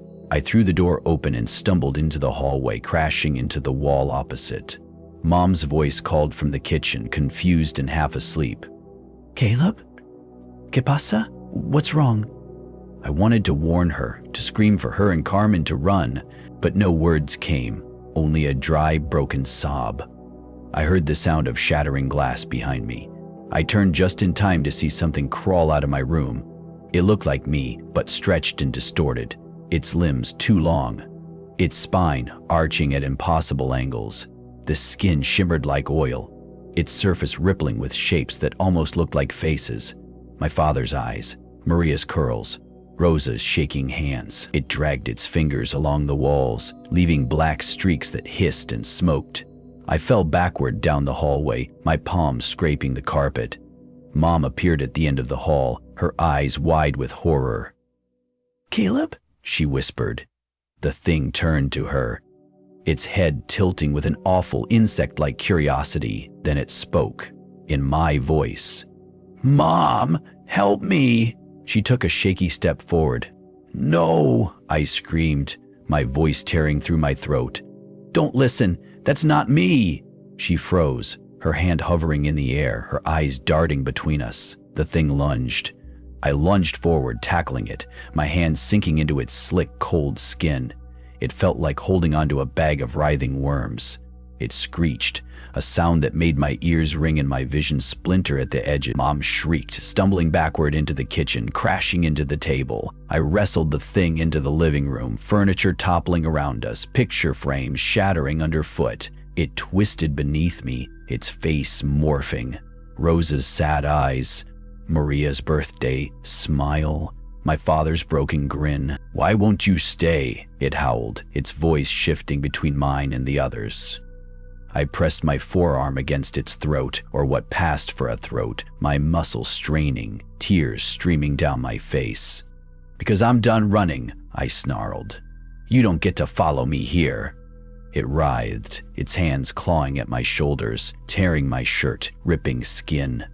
Then, in one final surge of strength, I slammed its head into the floor once, twice, a third time. It let out a final, gurgling hiss, its form collapsing inward like a dying star. Dark liquid pooled around us, steaming and sizzling against the floorboards. I crawled backward, coughing, my lungs burning. Mom appeared in the doorway again, Carmen behind her, both frozen in terror. I tried to speak, to tell them it was over, but I could only cough, each breath sharp and metallic. Carmen finally broke from her shock, running to me and pulling me into her arms. "Caleb, Dios mío, what happened?" she cried. I buried my face in her shoulders, sobbing so hard my ribs ached. Mom collapsed beside us, her hands trembling as she touched my hair, my cheeks, as if trying to piece me back together. Behind us, the black stain on the floor began to sizzle and evaporate, leaving only a charred outline that looked almost like a twisted shadow. I looked at it, my heart pounding like a war drum. I had dragged it here. My darkness, my guilt, my ghosts. But for the first time, I saw it for what it was. Not a curse, not a punishment, but a wound that needed to be cut out. And I had done it. We sat there for a long time, the three of us tangled together, the dawn light slowly bleeding into the room. For the first time since I could remember, I felt something that almost resembled warmth. Almost. It took a week before I could sleep through a single night without waking up screaming. Even then, sleep felt like a thin sheet thrown over a pile of knives. I never knew when something sharp would cut through. The black stain on the living room floor had been scrubbed, repainted, covered with an old rug Mom found in the garage, but no matter how many times she tried to clean it, a faint outline remained, a ghost tattoo burned into the wood. I'd catch her standing over it sometimes, her fingers twisting the edge of her apron, her lips moving in silent prayers. Carmen stayed close. She never let me out of her sight for more than a few minutes.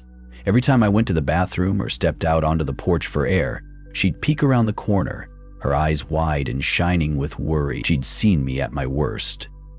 She'd seen the thing I'd dragged home, but she hadn't turned away. That should have made me feel safe, but instead it made me feel dangerous. I tried to act normal. I helped Mom cook dinner, though my hands still shook when I chopped onions. I watched TV with Carmen, laughing too loudly at the sitcoms, my smile stretched thin like old elastic. At night, I'd lie in my bed and listen to them breathe down the hall. I'd count each inhale and exhale, like a child might count sheep, praying that tonight I wouldn't hear a beep or a whisper from behind the door. On the seventh night, I had a dream. I was back in Supermart. The aisles stretched on forever, curving and folding into each other like intestines. The shelves towered above me, packed with endless rows of red milk gallons, all vibrating softly, their surfaces rippling as if something inside was trying to get out. I heard footsteps. When I turned, I saw Maria. She was dressed in her birthday dress, holding a deflated balloon. Her curls were matted with something dark and sticky, and her small face was pale, eyes hollow. "Caleb," she whispered, "you didn't finish it." I stumbled backward, my shoes slipping in a puddle of red milk. "You were supposed to help me blow them out forever," she hissed, her voice crackling like broken speakers. Behind her, the woman in the floral dress appeared. Her face kept sliding off and reforming, pieces falling like wet clay. And then came my father, Rosa, all the faces I had left behind. They stepped closer, mouths open wide, voices overlapping in a chorus of guilt and grief. "Stay with us. Stay, stay." I felt hands grip my arms, pulling me backward into the darkness between the shelves. I screamed. I woke up with Carmen shaking me, her voice trembling, her eyes wild. "Caleb, wake up. You're scaring Mom." I bolted upright, gasping, sweat dripping from my hair, my shirt plastered to my chest. In the doorway, Mom stood clutching her rosary, her lips moving in a frantic prayer. I pressed my face into my palms, feeling the ghostly warmth of those hands still on my arms.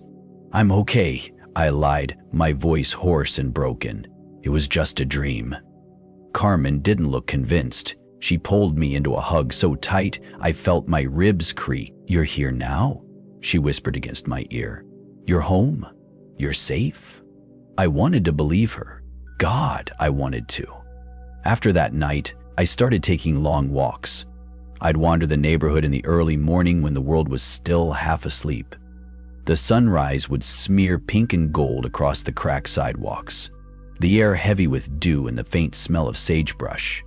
I needed to move, to feel the ground under my feet, because every time I stood still I felt that thing behind me, that ripple in the air, that soft beep echoing in the back of my skull. Sometimes I thought I saw her. A flash of a floral dress between two houses, a shadow slipping into an alleyway. I'd spin around, heart pounding, fists clenched, but there would be nothing. Only the echo of my own ragged breathing. One morning I found myself at the edge of town, where the asphalt crumbled into dirt and the desert stretched out like an endless silent sea. I stood there for a long time, staring at the horizon, listening to the wind hiss through the sparse weeds. I realized then, it wasn't just about Supermart. It wasn't even about Maria. It was me. I had carried that darkness home. I had let it in. And now it was part of me, stitched into my bones, whispering through my veins. I thought about driving away again, just disappearing into the desert, letting the sun burn me down to nothing, but I knew it wouldn't work. You can't outrun something that lives inside you. When I turned to walk home, I saw Carmen standing on the edge of the road, her arms wrapped around herself, her hair whipping in the wind. She looked so small, so fragile in that moment. Her eyes met mine, and I saw it. The fear. Not of me, for me. She was afraid of losing me again. I jogged to her, pulled her into my arms. She buried her face against my chest, her shoulders shaking. "Don't leave," she sobbed. "Please, Caleb, don't leave us again." I squeezed her so tight, I felt her heartbeat against mine. "I'm not going anywhere," I whispered. Though the words tasted like ash in my mouth, she looked up at me, her eyes searching for something solid to hold on to. "I don't know what happened to you out there," she said, her voice quivering. "But whatever it is, we'll fight it. Together." I nodded, even as the darkness inside me coiled and hissed, whispering promises of new aisles, new candles, new games. But in that moment, with Carmen's arms around me and the desert wind whipping past us, I felt something spark deep in my chest, a small, defiant flame. I didn't know how long it would last. I didn't know if it would be enough. But it was a start, and sometimes that's all you have. The following days blurred into a gray, humming fog. Carmen stuck to me like a shadow, always hovering in the doorway or lingering in the hallway when I moved from room to room. Mom prayed, louder now, her whispers echoing through the thin walls at night like distant ocean waves. I tried to keep my hands busy, fixing the broken fence out back, repainting the porch railing, scrubbing the old barbecue grill until my fingers bled. Anything to keep the darkness at bay, but it didn't matter. It found me anyway. Every night, when the house fell silent, I heard it. The beep. Soft. Patient. A reminder that it was still there, lurking in the cracks of my mind. Some nights I saw her in the corner of my room, Maria, holding her balloon, her curls dripping black. Other nights it was Rosa, her eyes wide and pleading, her lips silently mouthing my name. I told myself they weren't real. I told myself I was stronger now.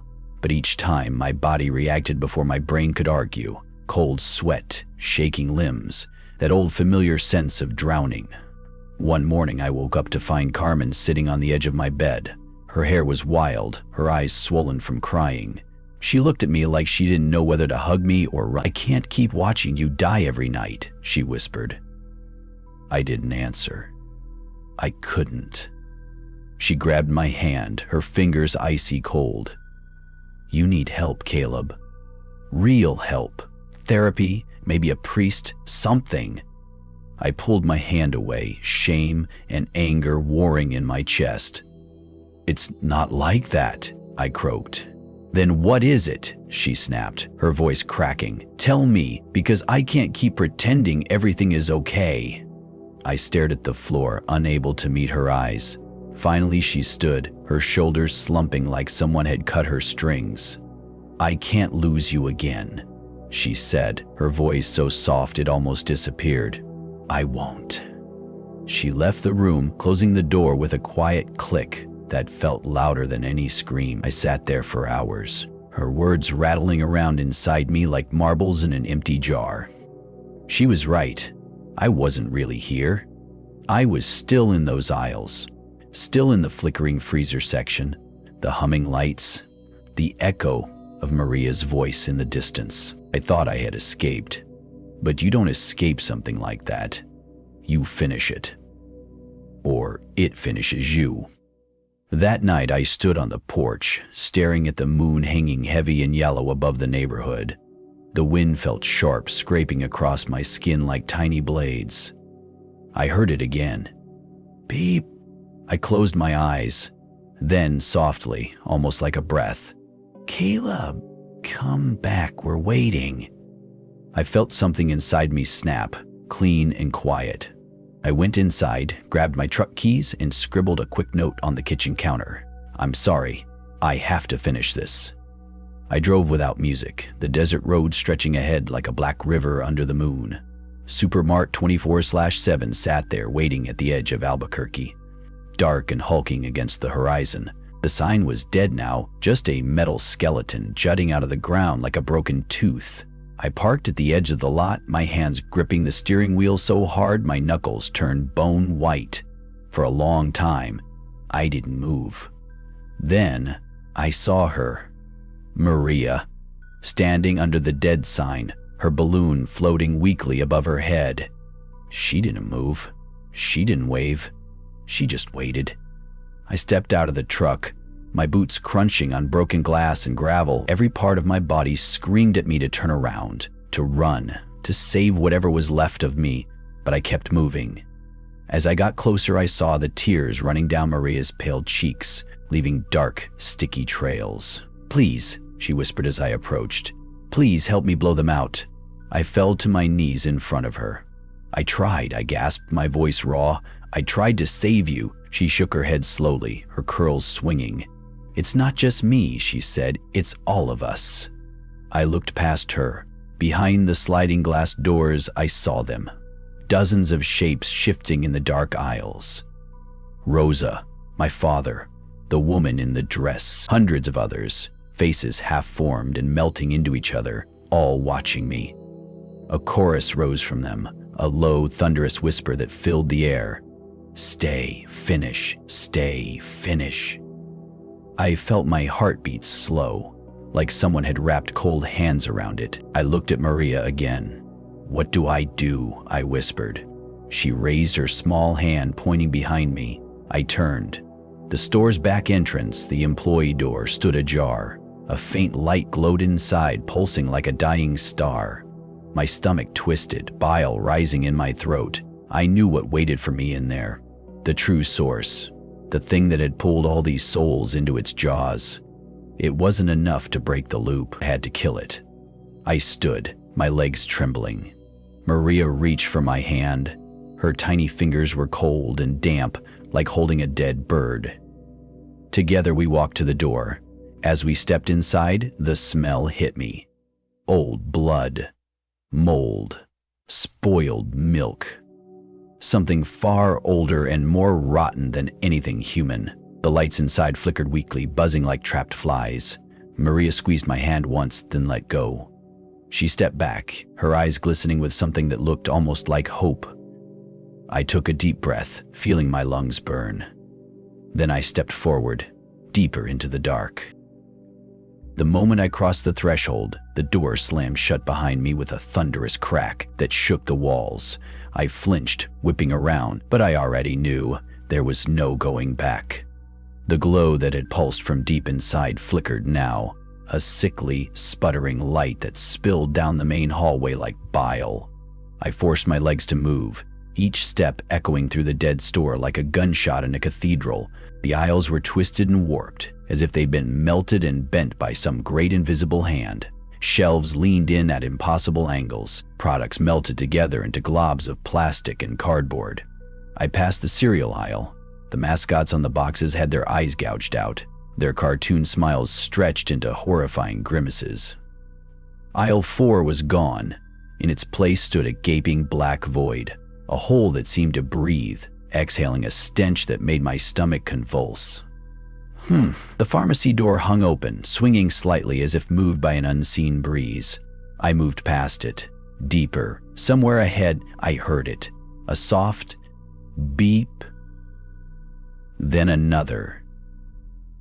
Each beep was slower, more deliberate, like a dying heartbeat. I followed it, my feet sliding on the sticky floor, my hand trailing along the edge of a broken shelf for balance.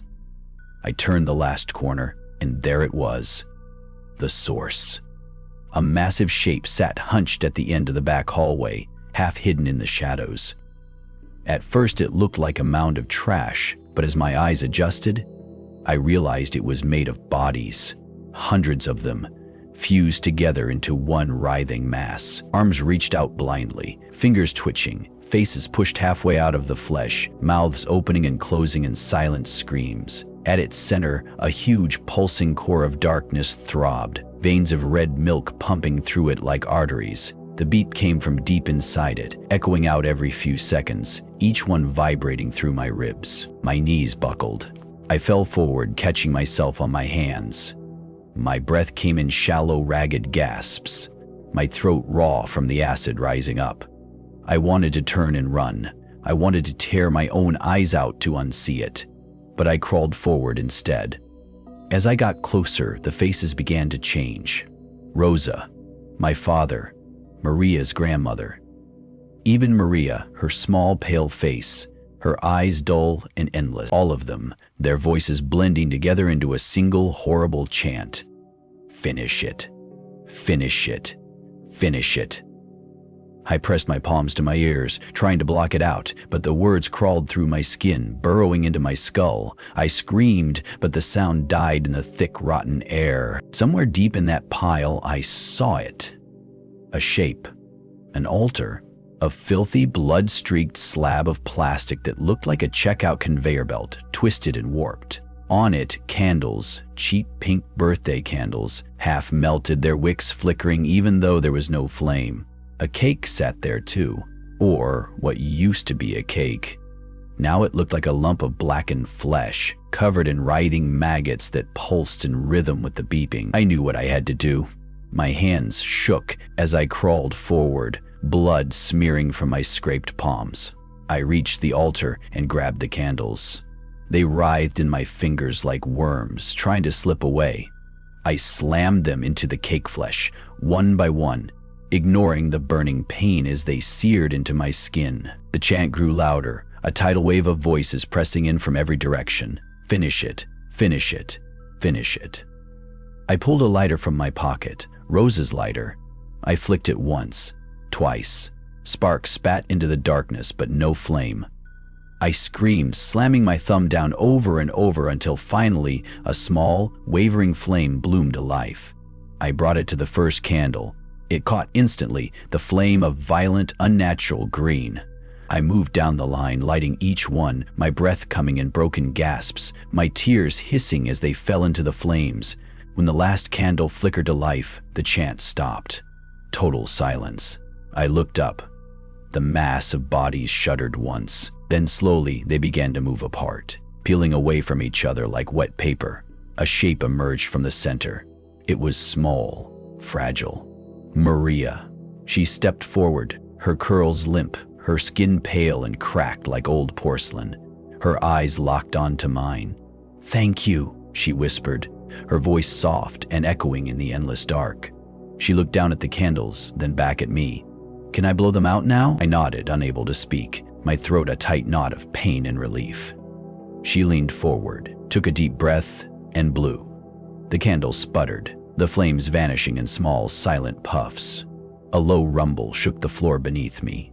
The walls cracked, the ceiling splintering as if the entire building were taking one final shuddering breath. Maria looked at me one last time. A single tear slid down her cheek. Then she began to fade, her body dissolving into motes of soft, white light that floated upward, disappearing into the darkness above. The mass of bodies let out one final, unified sigh before collapsing into a heap of ash and bone. The beeping stopped. The humming lights above flickered once, twice. Then they died, plunging everything into a deep, consuming silence. I fell to the floor, my forehead pressing against the cold, sticky linoleum. Every ounce of strength drained from me, leaving only emptiness. I don't know how long I lay there. Minutes, hours, years. But in that darkness, for the first time I felt free. Finally, I forced myself up. I stumbled toward the exit, each step heavier than the last, my body feeling like it had been carved hollow. When I reached the door, I looked back once. The store was still. Truly still. Then I stepped outside into the night, the desert wind wrapping around me like a cold embrace. I was alive, and for the first time, I knew what that truly meant. The desert air hit me like a slap, cold, sharp, real. I stood there for a moment, swaying, my chest rising and falling in ragged, desperate heaves. Behind me, Supermark 24/7 loomed, dark and hollow. No flickering lights, no hum, no echoes. It was finally dead. Or at least, sleeping. I stumbled across the cracked asphalt, my boots scraping against the shards of old beer bottles and sun-bleached plastic bags. My hands hung limp at my sides, my fingers crusted with dried blood and black soot. The night sky above me stretched wide and endless, the stars blinking like distant, indifferent eyes. For the first time in what felt like centuries, I looked up at them without seeing faces in the dark. When I reached my truck, I realized I didn't have my keys. They must have fallen out inside. A small, broken laugh clawed its way out of my throat. Of course. I pressed my forehead against the driver's side window, letting the cool glass bite into my skin. I could see my reflection faintly, a ghost in the darkness, hollow-eyed, haunted. But it was just me. No twisted grin, no second set of eyes. Just me.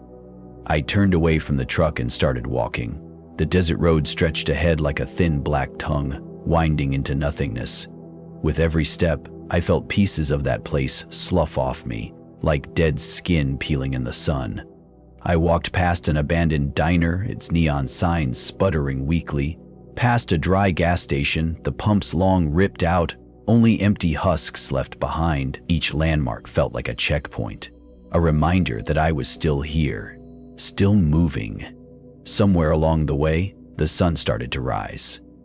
A thin line of gold spread across the horizon, bleeding into the dark like a promise. The warmth touched my face, and for a moment, I closed my eyes, letting it wash over me. I felt like a man thawing after a long, brutal winter. When I finally saw the outskirts of town, my legs buckled. I dropped to my knees on the roadside dirt, my palms sinking into the cold sand. A sob wrenched out of me, raw and primal. I stayed there, shoulders shaking, the early morning wind tearing at my clothes until I had nothing left inside me but empty space. A pair of headlights crested the hill behind me. A car slowed, tires crunching the gravel. I didn't look up. "Caleb?" Carmen's voice. I lifted my head, blinking away the salt sting of tears. She jumped out before the car even stopped moving. She ran to me, dropping to her knees in the dirt, her hands grabbing my face, turning it side to side like she couldn't believe I was real. "Oh my God," she cried. "Oh my God, you're alive! You're here!" I tried to speak, but the words collapsed in my throat. So instead, I pulled her into me, my arms wrapping around her so tight I felt her ribs shift beneath her skin. She didn't pull away. She just held me, her tears soaking into my shirt. When she finally leaned back, she looked at me with red, swollen eyes. "Where did you go?" she whispered. I swallowed, tasting blood and dust. To finish it, I croaked. To finally finish it. Her forehead pressed against mine, her breath warm and shaking. Is it gone? She asked. I nodded slowly. Yeah, it's gone. But deep down, I knew that wasn't entirely true. Something like that doesn't just disappear. It leaves pieces, echoes, scars. Carmen helped me into the car. She drove slowly, one hand gripping the wheel, the other resting on my arm like she was afraid I'd vanish again if she let go. The houses rolled past in a blur, all so ordinary, so heartbreakingly normal. Children waiting for the bus, a man watering his front lawn, a woman walking her dog. Worlds I had drifted so far away from. When we pulled into the driveway, Mom stood on the porch. She took one look at me and crumpled to her knees, her hands pressed over her mouth. Carmen rushed to her and they both met me halfway. Mom threw her arms around my waist, sobbing into my stomach.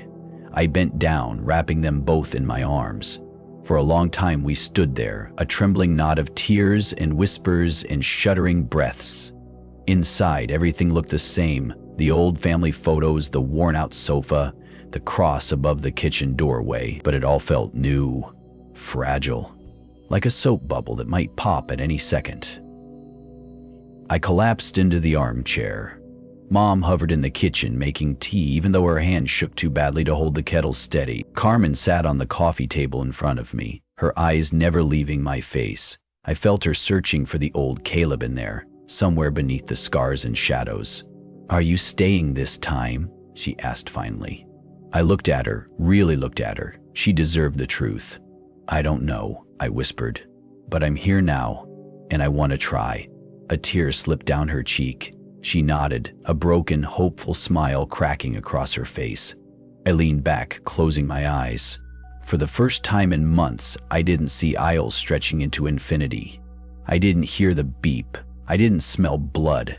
All I heard was the kettle beginning to scream softly in the kitchen, the shuffle of Mom's feet, Carmen's shaky breathing, sounds of life, sounds of home. I didn't know what tomorrow would bring. Maybe the darkness would come back. Maybe it would always be there, lurking at the edges. But in that moment, as the first morning light spilled across the floor and wrapped around my feet like a quiet promise, I chose to stay. For them. For me. The first night back in my old bed felt like lying on a bed of nails dressed up as a mattress. Every creak of the house made me flinch. Every rustle of the curtain sent shivers crawling up my spine. I kept the lamp on. I told myself it was so I wouldn't stub my toe if I got up. But really, it was because I was terrified of the dark corners where shadows folded into each other like hands in prayer. Sometime after midnight, I drifted into a shallow, restless sleep. I dreamed I was walking through an endless aisle again, but instead of fluorescent lights overhead, there was a deep, starless sky. The shelves were empty, just me, my echoing footsteps, and the endless hush. And then, in that silence, a sound. A tiny, fragile giggle. Maria. I turned and saw her standing at the end of the aisle, clutching her pink balloon. Hey! Her curls looked softer now, her skin less cracked and pale. She smiled at me. Thank you, she said softly. I took a step toward her, but as I did, she began to fade, drifting upward like a wisp of smoke. I reached out, but my fingers closed around nothing. Goodbye, Maria, I whispered, the words catching in my throat. When I woke, there were tears on my cheeks. The sun was already up, the house alive with the smell of strong coffee and the low murmur of Mom's Spanish radio station. I sat on the edge of the bed, staring at my hands. For the first time in months, they weren't shaking. In the kitchen, Carmen sat at the table, a steaming mug between her palms. Her eyes were puffy and red, but there was a softness there I hadn't seen in years. Mom stood at the stove, humming under her breath, the sound low and steady, like a protective chant. When I stepped into the room, they both froze. Carmen's lips parted as if she might say something, but no words came. Then she stood, closing the distance in 2 quick strides. She wrapped her arms around me, her forehead pressing into my chest. I held her tight, feeling her ribs expand with every shaky breath. "I thought I'd lost you again," she mumbled. "You almost did," I said, my voice low and ragged, "but I found my way back." Mom shuffled over, her hands trembling as she reached up to touch my face. "Mío," she whispered, tears slipping down her wrinkled cheeks. "Estás aquí. Gracias a Dios."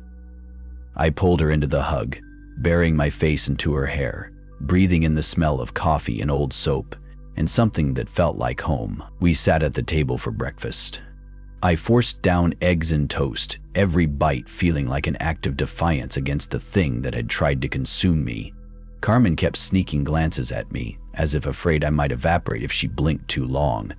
Mom kept touching my arm every few minutes, her thumb brushing small circles on my skin like a mother comforting a feverish child. After breakfast, I stepped out to the porch. The sky was a sharp, clear blue, the desert wind tugging gently at my hair. I lit a cigarette, the first one in months. Rosa's lighter felt heavy in my pocket, the metal warm from my body heat. I flicked it, the flame dancing in the morning sun. I took a long drag, the smoke curling out of my lungs in slow, lazy ribbons. I thought of Rosa then, her whistle echoing down the aisles, her eyes locked on mine as she pushed me forward. "Finish it," she had said.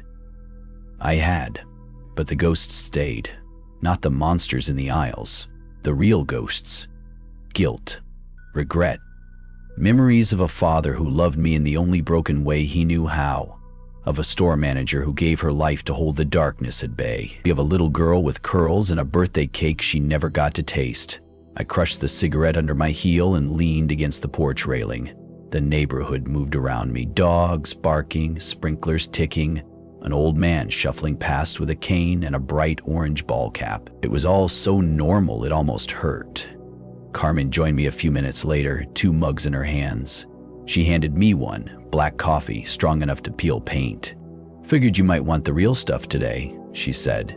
I smiled, a small, shaky thing, but real. "Thanks," I said, taking a careful sip. She leaned against the railing next to me, her shoulder brushing mine. We stood there for a while, watching the world go by.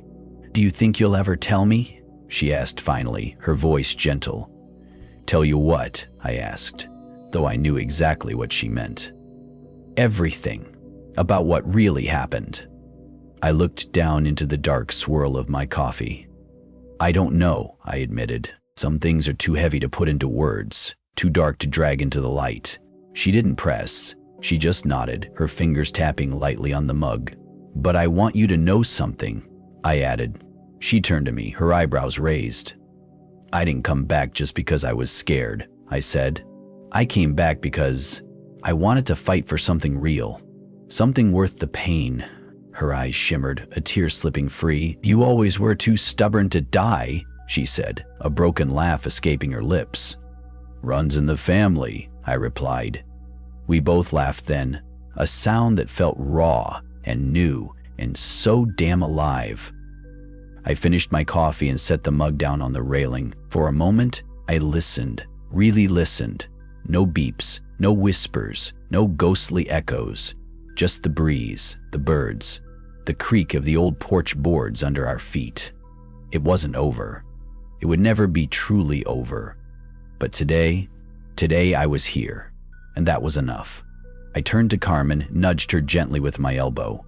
"Come on," I said. "Let's go inside. Mom's probably burning lunch by now." She snorted, wiping her eyes with the back of her hand. "Kia. And we can't let her start thinking she can cook without us." We stepped back into the house together, the door creaking shut behind us. And in that quiet moment, wrapped in the warmth of my family, I realized something I'd almost forgotten. Even the deepest darkness can't swallow you whole if you don't let it. Weeks passed. The sun rose and fell, the world turned, and life, impossibly, stubbornly continued. I found small ways to ground myself in the ordinary, helping Mom with the garden out back, repainting the front door with Carmen, fixing the broken kitchen sink that had been leaking since before I left. I could almost convince myself I was healing. Almost. But at night, when the house settled and the moon hung heavy in the sky, I felt it, a prickle at the edge of my senses, a hush just a shade too deep. The dark had marked me. It would always know my name. One night, I found myself sitting alone on the porch, a blanket draped around my shoulders, Rose's old lighter in my hand, flicking open and shut in a slow, mechanical rhythm. Open, flame, snap, darkness, over and over. I watched the neighborhood drift into sleep, porch lights blinking out one by one, a dog barking faintly in the distance, a baby crying somewhere down the block. Ordinary noises, safe noises. But in the gaps between them, I heard it, the echo. Not a beep, not a whisper, something deeper, like the rumble of a distant train you can't see yet, but you know is coming for you. It. Yes, yes. I pressed the lighter to my forehead, the warmth grounding me for a moment. Rose's voice played in my head. Finish it. I thought I had. I thought I had slammed that final door, snuffed out the candles, freed Maria's ghost. But monsters don't live in aisles or behind flickering freezers. They live in us. In the cracks we try to patch over with smiles and chores and half-finished prayers. I thought about my father, the way he used to hold his beer like a shield, his voice echoing in the trailer at 3 a.m., his own darkness spilling into every corner. I thought about Maria, her small hand in mine, the weight of her sadness. I thought about Rosa, her final whistle in the dark, the last push that had saved me. Their ghosts weren't haunting me, they were part of me. I lit a cigarette, watched the smoke curl and drift into the night air. For the first time, I didn't flinch at the shapes it formed. I didn't see her face, or his grin, or the twisted aisles, just smoke, just the slow dance of something fading and free. Carmen stepped onto the porch then, her hair tied back, an oversized hoodie swallowing her frame. She looked at me like she had 1,000 questions, but was too tired to ask any of them. Instead, she sat next to me, tucking her knees under her chin. We sat in silence for a long time, the blanket of stars above us feeling closer than ever. Finally, she broke the quiet. "You're different now," she said. "Quieter, but stronger." I took a drag, exhaled slowly. "Guess I had to learn to be," I said, "or I wouldn't have made it back." She turned to look at me, her eyes glistening. "Are you okay?" she asked. I let the question hang in the air, heavy and sharp. Then I nodded. "Not okay," I said, "but here. And that's enough." She reached out and took my free hand. Her grip was warm, steady, the anchor I hadn't known I still had. For the first time since I had returned, I felt my shoulders truly drop. A breath I didn't know I'd been holding finally escaped my lungs. Inside, the kitchen light flicked on. Mom's silhouette moved about, preparing her late-night tea ritual. She glanced out at us, her eyes soft, a small nod of approval passing between us through the window.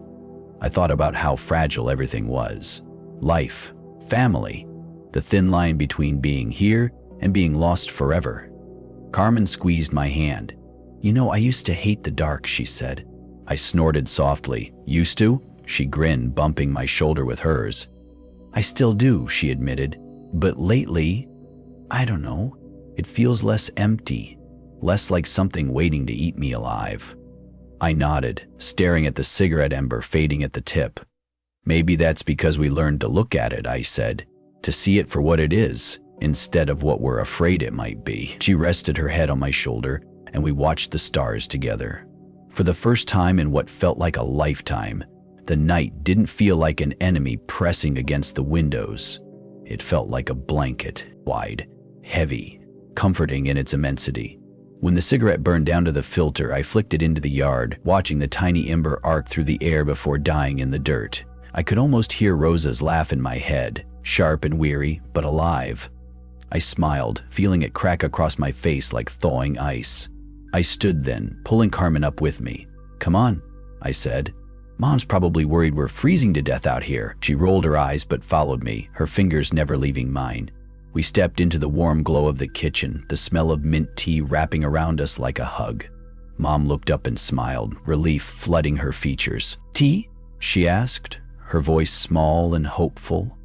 I nodded. "Yeah, tea sounds good." As I sat at the table, the steam rising from my cup, I looked around. This wasn't just a kitchen. It was a battlefield, a sanctuary, a promise. I had come back from the dark, and every scar, every ghost, every whispered echo had led me right here, to this chair, this table, these two women who refused to let me disappear. I sipped my tea, feeling the warmth trickle through my veins, and for the first time in longer than I could remember, I wasn't waiting for the beep. I wasn't listening for whispers. I was just here, alive, and that was more than enough. Days turned into weeks. Life, like an old dog, limped forward. I found small, quiet routines. Morning walks with Carmen around the block. Drinking too strong coffee with Mom on the porch. Fixing creaky steps or patching up fences that had been neglected for years. I learned to find comfort in those small acts. The smell of sawdust on my hands, the clink of a hammer echoing through an empty afternoon. I needed them, because the nights still came, and with them, the dreams. Sometimes I'd find myself back in that aisle. The shelves went on forever, filled with melting milk cartons, cereal boxes twisted into monstrous grins. The air would thrum with that same low guttural hum, the one I'd thought I'd left behind. I'd hear my name whispered in the static of the store intercom, see Maria's curls bobbing in the shadows at the end of the aisle, and always the beeping. A slow, patient beep, like a heartbeat echoing through a coffin. But every time I woke up, I was still here, in my bed, in this house, alive. Some mornings I'd wake to Carmen shaking me gently, her eyes wide with worry, her voice trembling as she called my name. Other times, I'd wake up alone, drenched in sweat, my fist clenched so tight my nails left half-moon scars in my palms. But I always woke up, and that was something. One evening, Carmen found me out back, sitting on the broken swing set we used to play on as kids. The metal frame groaned under my weight, the old chain squealing in protest every time I shifted. She stepped into the yard, her arms folded over her chest, her hair catching the dying sun like strands of fire. "Thought I might find you here," she said softly. I shrugged, staring at the dirt beneath my boots. "Place still feels like ours," I said. "Even if it's rusted to hell." She walked over, standing in front of me, her eyes searching my face, like she was looking for a map back to her brother. "Do you still hear it?" she asked. I looked up at her, the question sinking into me like a nail. "Sometimes," I admitted, "but it's quieter now, further away, like it's trapped behind a thick wall." She nodded, her mouth twisting into something caught between a smile and a grimace. "I hate that you had to go through all that alone," she whispered. I leaned forward, my elbows on my knees, my fingers laced together so tight my knuckles went white. "I wasn't alone," I said. "You were always here, even when I didn't deserve it." She dropped down onto the grass in front of me, pulling her knees up to her chest. "We all carry something," she said. "Some darkness, some ghost. But you carried more than anyone should have to." I reached down and ruffled her hair. "You sound like a bad Hallmark card," I teased. She snorted, swatting at my hand. "Shut up," she laughed. For a moment we just sat there, listening to the cicadas buzz in the twilight. It felt almost normal. Then she looked up at me again, her eyes sharper this time. "Do you think it's really over?" she asked. I hesitated, the weight of that question sitting heavy on my tongue. "I don't know," I said finally. "I think the store, the thing inside it, I ended it. But the scars it left? The echoes? Those might never fully go away." She nodded slowly. "But you're not running anymore," she said. "No," I said. "I'm not." She stood, brushing grass off her jeans, then offered me her hand. "Come on," she said. "Mom's making that weird meatloaf you love." I took her hand, feeling the warmth of her grip ground me in a way I didn't know I still needed. We walked back to the house together, the last light of day stretching our shadows long across the yard. Inside, Mom hovered over the stove, humming a soft Spanish hymn under her breath. The smell of meatloaf and onions filled the air, wrapping around me like a blanket. I sat at the table, listening to Carmen tease Mom about her cooking, laughing until she snorted and slapped the counter. I didn't join in at first. I just watched the light in their eyes, the shape of their smiles, the easy way they moved around each other. It felt like standing at the edge of a cliff, staring at the ocean, knowing you could fall at any moment, but also knowing you were exactly where you were meant to be. Finally, I leaned back in my chair, a slow smile creeping across my face. "You two are the worst comedians I've ever seen," I said. Mom turned, brandishing a wooden spoon at me. "Khaled, you just jealous because I'm funnier than you," she snapped, but her eyes crinkled with warmth. Carmen stuck her tongue out at me, and I threw a balled-up napkin at her head. Dinner felt like a miracle. Every bite, every laugh, every sarcastic jab, it all felt sacred. Proof that I had made it back. Proof that I had chosen to stay. After we finished, I stepped out to the porch one more time, the air cool and still. I sat on the steps, closing my eyes, listening. No beeps, no whispers, only the gentle sway of the wind through the trees and the low hum of the crickets. I opened my eyes, staring up at the stars. I knew the darkness was still out there. I knew it might call to me again someday, in a dream or a stray flicker at the edge of my vision. But for now, I was here, rooted, present. And as I sat there, my arms resting on my knees, my heart beat slow and steady, I realized something. I wasn't waiting to be pulled back anymore. I was waiting to live, to keep living, one breath, one day, one laugh at a time. The days started to stretch out like golden threads, each one fragile and precious in its ordinariness. I began to wake before the sun, stepping outside to watch the horizon bloom in slow, patient colors. I stood barefoot on the porch, the old wood cool beneath my feet, breathing in the scent of sagebrush and damp earth. In those moments, when the world was still half asleep, I felt the closest to whole. Carmen joined me most mornings, wrapping herself in a faded quilt, leaning her head on my shoulder. Sometimes we talked about nothing and everything, childhood fights, broken toys. The time she dared me to eat a raw jalapeno and I'd cried for an hour. Other times, we just stood there in silence, two survivors watching the dawn together. Mom would shuffle into the kitchen, humming her hymns, banging pots around like she was waging a private war with breakfast. The smell of frying eggs and toasting bread drifted out, a thread that tethered us to the house, to each other. It was simple. It was small. But it was real. One evening, as the sky bled orange and pink, Carmen handed me an old Polaroid camera she found in a box under her bed. "Thought you might want to try and make new memories," she said. I turned it over in my hands. The plastic cracked and sun-bleached, but the shutter still clicked when I pressed it. I looked at her, my chest tightening. "I don't know if I deserve new memories," I said. Her face fell, her eyes going soft and sad. "Of course you do," she said firmly. "You fought your way back here. You chose us." She pressed the camera into my hands again. "Take a picture," she insisted. "Start small." I raised the camera, squinting through the viewfinder. Carmen stuck her tongue out, crossing her eyes. I laughed, a real, full laugh that felt like it came from somewhere deep inside me. I pressed the shutter. The camera whirred and spat out the photo, the image slowly blooming into life in my shaking fingers. When I looked at it, I felt something I hadn't in a long time. Hope. Later that night, I pinned the photo to the fridge with an old magnet shaped like a chili pepper. Mom paused when she saw it, pressing her fingers to her lips. "Mi familia," she whispered, her voice cracking. She reached for me, her small hand cupping my cheek.